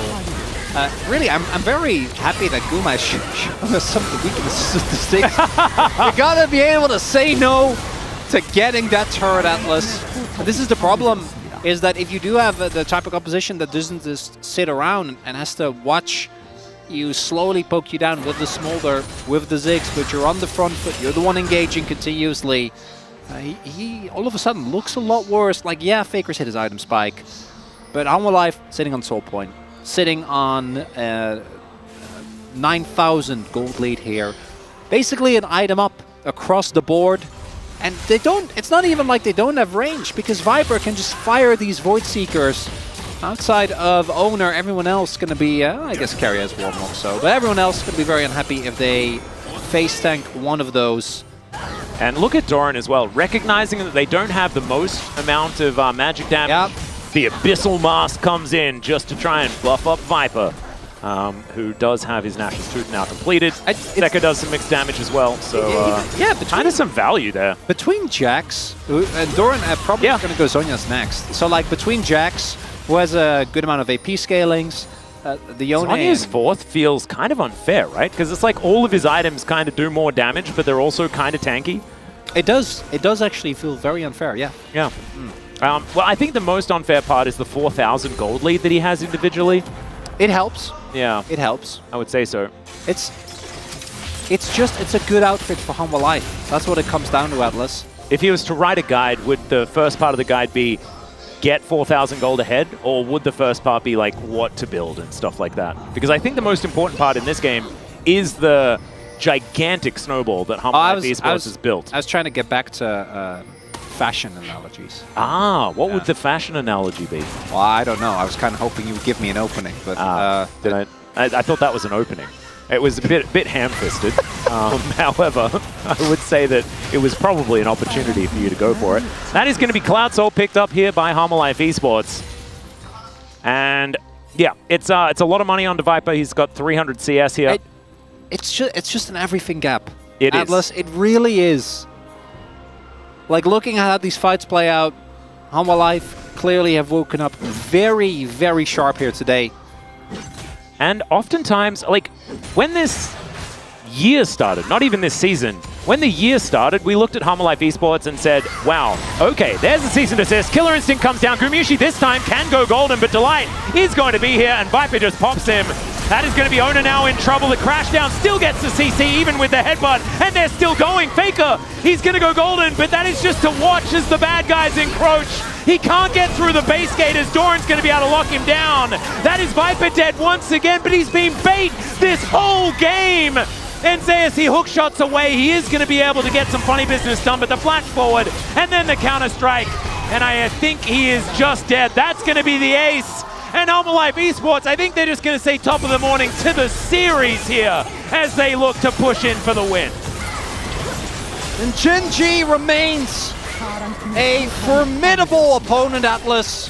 But you really couldn't ask for more from Humble Life, showcasing that they are, in fact, and by a seemingly insurmountable margin, the second best team in the LCK. Because what this team is showing here today, compared to what T1 has brought, what DK brought us yesterday, it's just not enough. As Doran, very nice little showcase there of the interaction. Counter-Strike reducing AoE damage. Yep, Kara is looking for a bit of an angle here. They're not able to kill him. Owner is going to walk in though, and teleports are coming down. Voidseeker not going to find the mark, and that would have been a Killer Instinct immediately there from Viper. He has no regard for his own life whatsoever. He just wants to start fights, and I do love that about him. They are now going to look for the Baron, and I don't know whether T1 going to be able to do anything about it. If ever there's a time for a Hail Mary, though, it is right now. Voidseeker going to connect onto Owner as Zeka never mind, he's absolutely fine. Unbinds the soul, and Peanut going to get headbutted back, but now Doran looking for the angle, doesn't get the counter-strike as Gumiushi. He's able to flash to get himself out. That is a decent ulti, though, and Doran just goes golden. The cease and desist comes down, and now it's Viper at full health, just massacring them, and the wallets, they come down hard. And that is going to be another ace. And that will finally be the win here for Humble Life Esports. Clean ace, Atlas! As Humble Life stamps an end to this game and this series. And a perfect game for both Doran and for Zeka. Incredible performances from the solo lanes in this one, but Zeka, this series for him, I mean, this is his magnum opus. This was absolutely gorgeous from this player. Viper as well having a great last team fight, but it wasn't about the bottom lane. It was about the solo lanes here from Humble Life, and that is not what we often expect from this team. It really was. I don't know who between Doran and Zeka is going to get it, but I think Doran for the vibes, Zeka for the gameplay. I mean, even Doran, like, he was put in a very unadvantageous position, and he clawed his way back out of it. The way that I wasn't expecting coming into today. And I wasn't expecting based on the first two games. That's the enigma of Doran, I guess. But yeah, the mid-jungle, right? Peanut and Zeka here today, both having absolutely stellar series. And that game 3 showcases that I think we were right to question the drafts. But when the level of play has gaps that big, Draft just doesn't seem to matter a whole lot. No. And I think, you know, their answer to the Ziggs was decent, right? Like the, let's just dive it relentlessly. Just murder him. Yeah, and that worked out. Because over and over again, you know, it was Viper just ulting in. Even if he died, didn't matter. Because they managed to start the fights. And then when you can use Cease and Desist as a follow-up rather than an engage, it really does layer the problems on top of T1. Delight also having a pretty good one here today, but wasn't the main character. It was all about Peanut setting things up for both Zeka and Doran to knock them down, and knock them down they did over and over again in this series. This last game, definitely the more impressive one, especially for Doran there after being a bit of a handbag in the previous. But it was a lot of different strings shown here from Humble Life, especially with the Ziggs picked away from them, being able to play into it and showing that it's very difficult to play into if you're piloting it. That is a very, very powerful thing. Also, again, Peanut, man. What a day. Oh, yeah. What a day of gameplay from this man. Has been one of the top tier jungles in the LCK. But it's the transition from way back when he used to be the guy that would play the big carry picks to now just having such an incredible mind for the game. I don't know how his head holds all of that brain, Chronicler. He is just very, very good at knowing exactly where to be. Today was definitely his day, though, and he is one of these players that is known to have his day. Doran has his game, right? He can sort of turn on a dime, but sometimes Peanut wakes up and he's just not feeling it. Today, he was feeling it, and he ran the rift over and over again. This ulti from Zeka was just game-winning. Yeah, that engage from Delight, just clipping Faker there at the end. If Faker flashes that and he gets a couple more Qs off, could be a completely different scenario, but this was the all-in. This was the Hail Mary. If they kill him there, negate the Red Bull Baron power play, maybe it's playable, but it just wasn't meant to be. And then this, at this point, we knew. You pulled the Hail Mary, knew this was going to be a beatdown. Yeah. And T1 did actually a better job in this fight than in a lot of the others. But Doran being able to just press the Sonya's button, Gumayushi also out of position when he presses his. And they take them out one after the other. Even the Camille unable to really do anything. And let's end, let's end. And good job, everyone. Some celebrations. And I think also feeling like this wasn't over until it was over, right? You can see Zeka still pretty serious here as they look to close this one out, making sure that they just kill the Nexus and move on, knowing that Genji is going to be a very tough opponent waiting for them in the next round. This one, though, was pretty elementary from Humble Life Esports, and T1 now to face off against D+. And I mean, both D+ and T1 really did struggle in their last two matches. Chronicler, which one do we think is going to be able to take it in that losers bracket? I do think they both learned, T1 in the series, and I think DK after, they learned the lesson that Ziggs is better than Nasus. And that's really, that's all I can say about that series. That is going to be the result an of these back-to-back 3-0s is Ziggs over Nasus. Yeah. That's it. What's your takeaway?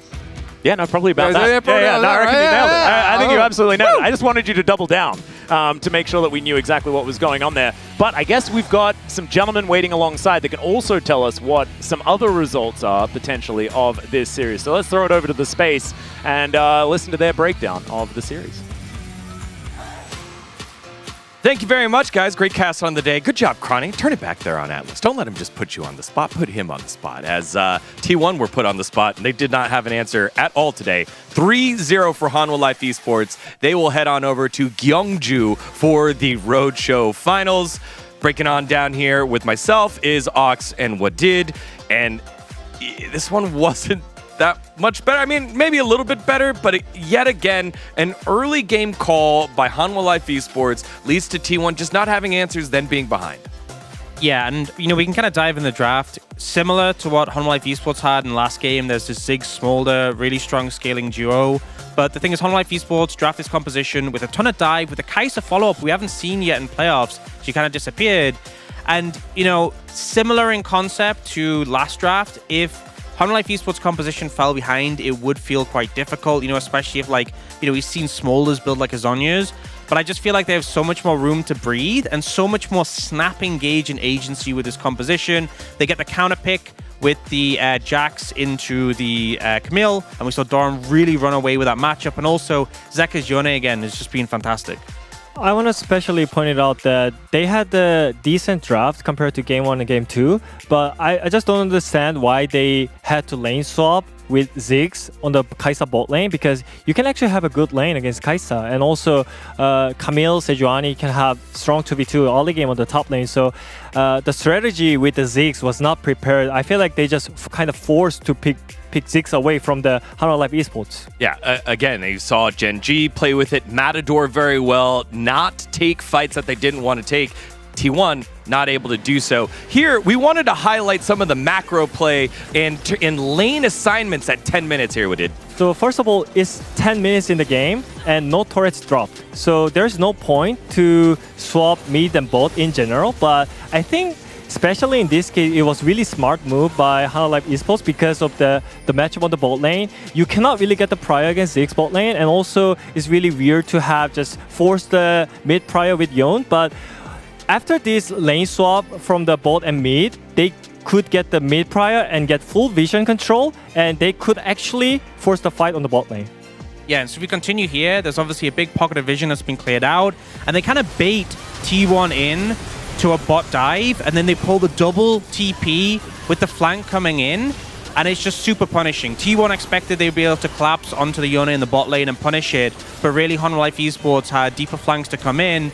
The fight's a little scrappy, but they end up convincingly win, and then after this point, T1 are just so far behind, so really smart setup, and it felt like HLE knew the exact play T1 would go for if they opened up the bot lane with the Yone being solo. And the thing that we're really hitting on by saying so far behind isn't just the gold, it's constantly the tempo right now. The speed of the game and the speed of the decisions, specifically in this mid-game, has been clearly faster by Hanwha Life Esports as they take this early lead and then put T1 to the sword. You wanted to make a final point here with it? Yeah, I mean, we could already see from the draft that they already prepared when they first picked Ziggs. We can go Kai'Sa, so we can just full dive, and I think that worked out pretty well. And yeah, everything that they prepared for the game plan is just for the Ziggs, and they know how to play Ziggs, and they also know how to play against Ziggs, and which makes look really strong Hanwha Life Esports. So I'm really excited to see a Gen G Hanwha Life Esports already. Same thing against the NASA's pick in game number 2. Exactly, yeah. As we take a look at highlight number 2 here.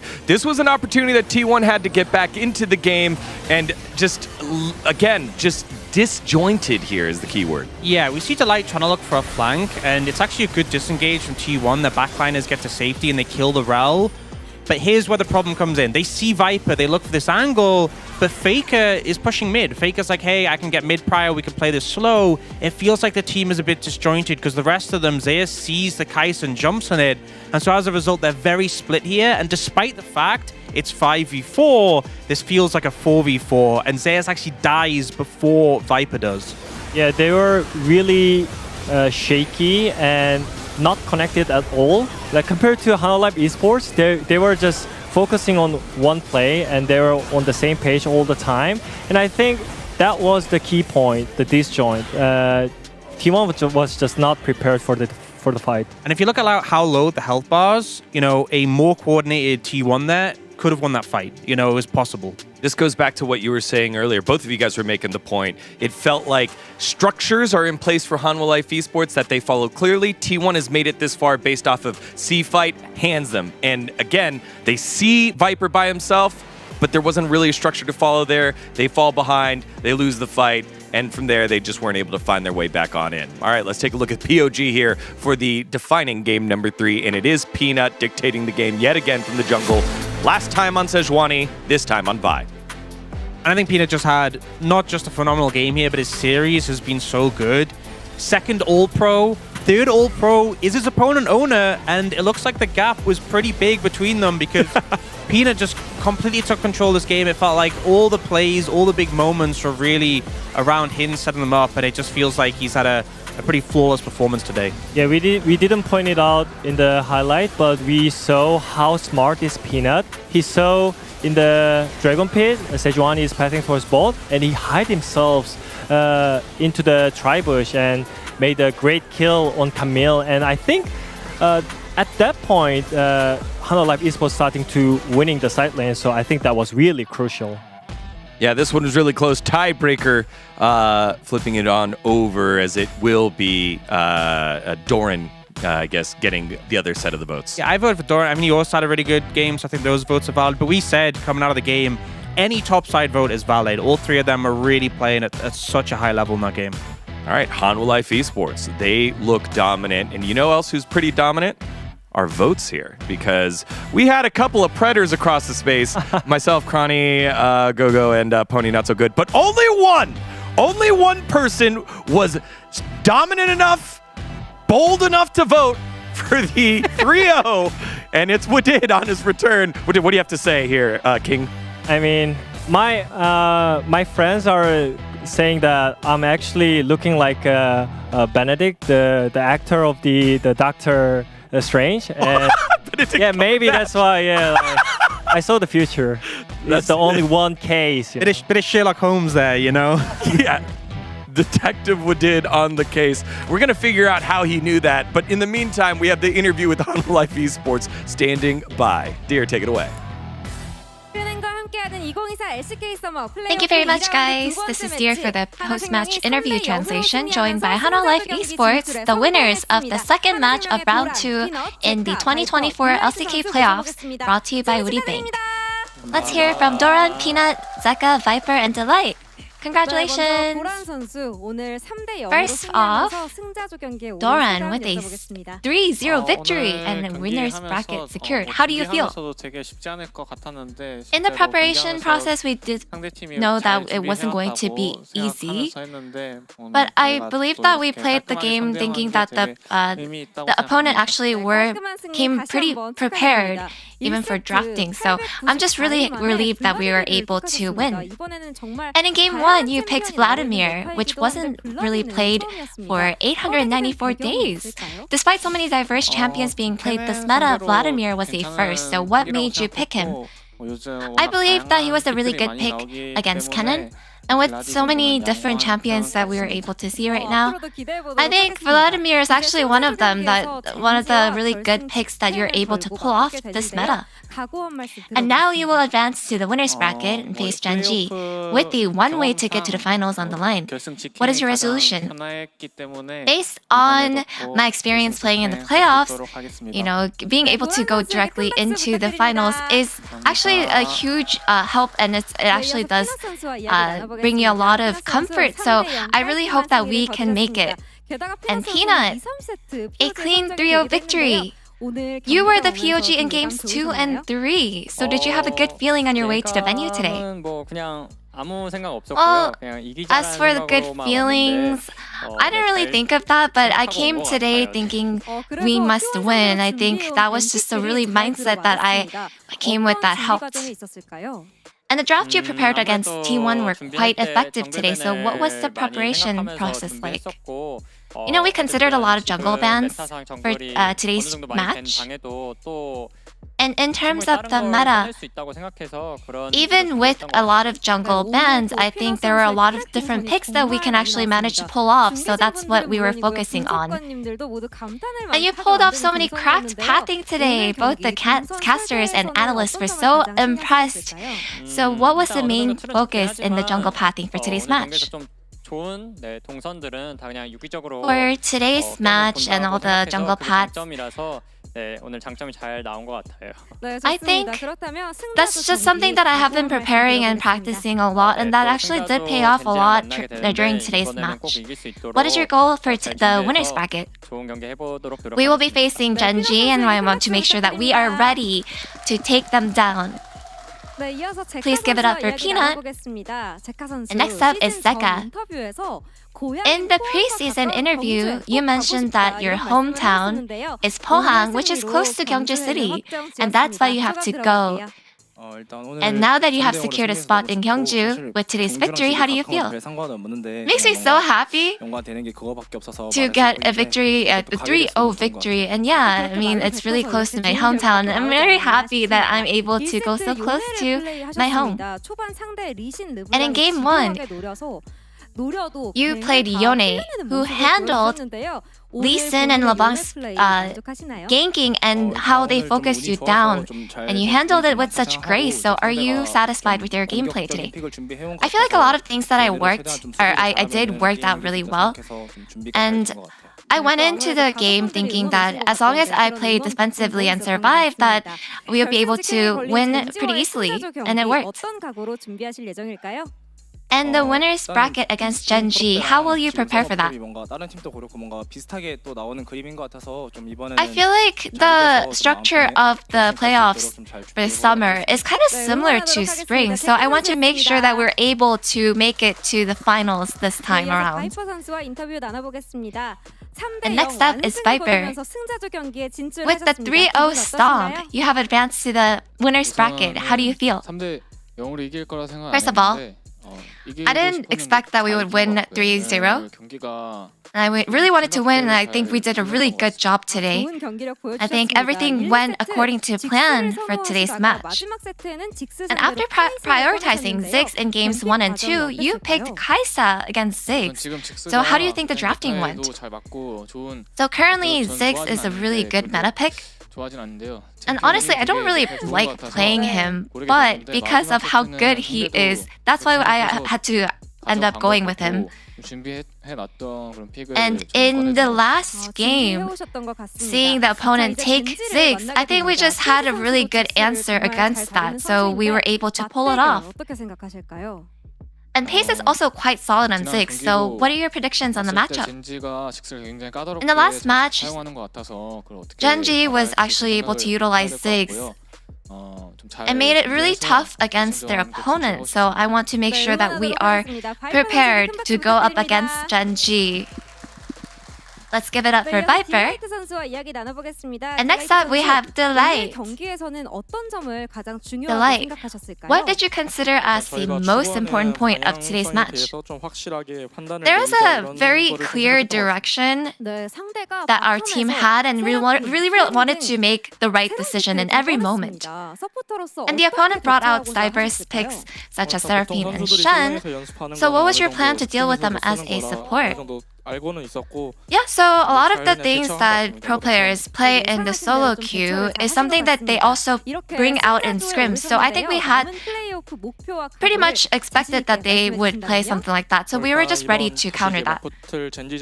So what is your goal for the rest of the playoffs? I want to make sure that we wait for everyone else, our opponents, in the finals. And going back to Peanut, the team captain, any shout out to the fans and how much their support means to you? You know, last spring we were able to win against T1 with a 3-0 score, but we didn't have a good result. So we want to make sure that we're able to come back and deliver a good result this time around. Thank you so much for your support. And that's the end of the post-match interview with the players of Hanwha Life Esports, and back to the space. Thank you. Thank you very much, dear Ayaya. As again, Hanwha Life Esports looking good, and they will face Gen G after toppling T1 3-0. Back-to-back sweeps here, Ox. Pretty convincing wins, and I feel like it really hypes up the matchup between Hanwha Life Esports and Gen G. Hanwha Life Esports, struggled against them, need to get that revenge, but also D plus T1, last chance. Both teams had a really rough round 2. They need redemption here. And also, both teams are struggling with especially one pick, Ziggs. So they need to deal with it. Either you pick it up or you just drop it all. Or you handshake, neither team plays Ziggs. Yeah, please, can we not play Ziggs? Yeah, 7-1 so far in this series. 7-0 against both of those teams. A little struggle there for them. Or I guess 5-0 against those teams here in the last 2 rounds. As our next match, it is the upper bracket finals. Gen G versus Hanwha Life Esports, who will be waiting as the big boss at the roadshow. We will find out on Saturday. But we have 2 matches in the books, 2 more to go before we head on over to Gyeongju. How will it shake on out? Well, you'll have to tune on in. From everyone here over at the LCK, thank you so much for watching, and we'll see you on Saturday for the upper bracket finals.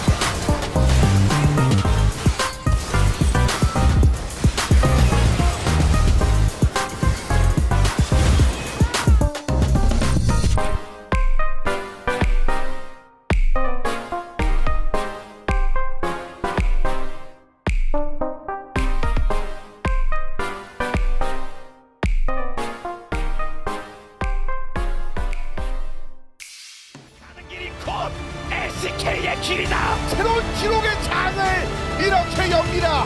한 번에 쓸어담습니다. 갑자기 어디선가 들리는 엔진 소리. 화약 향이 막 자욱합니다.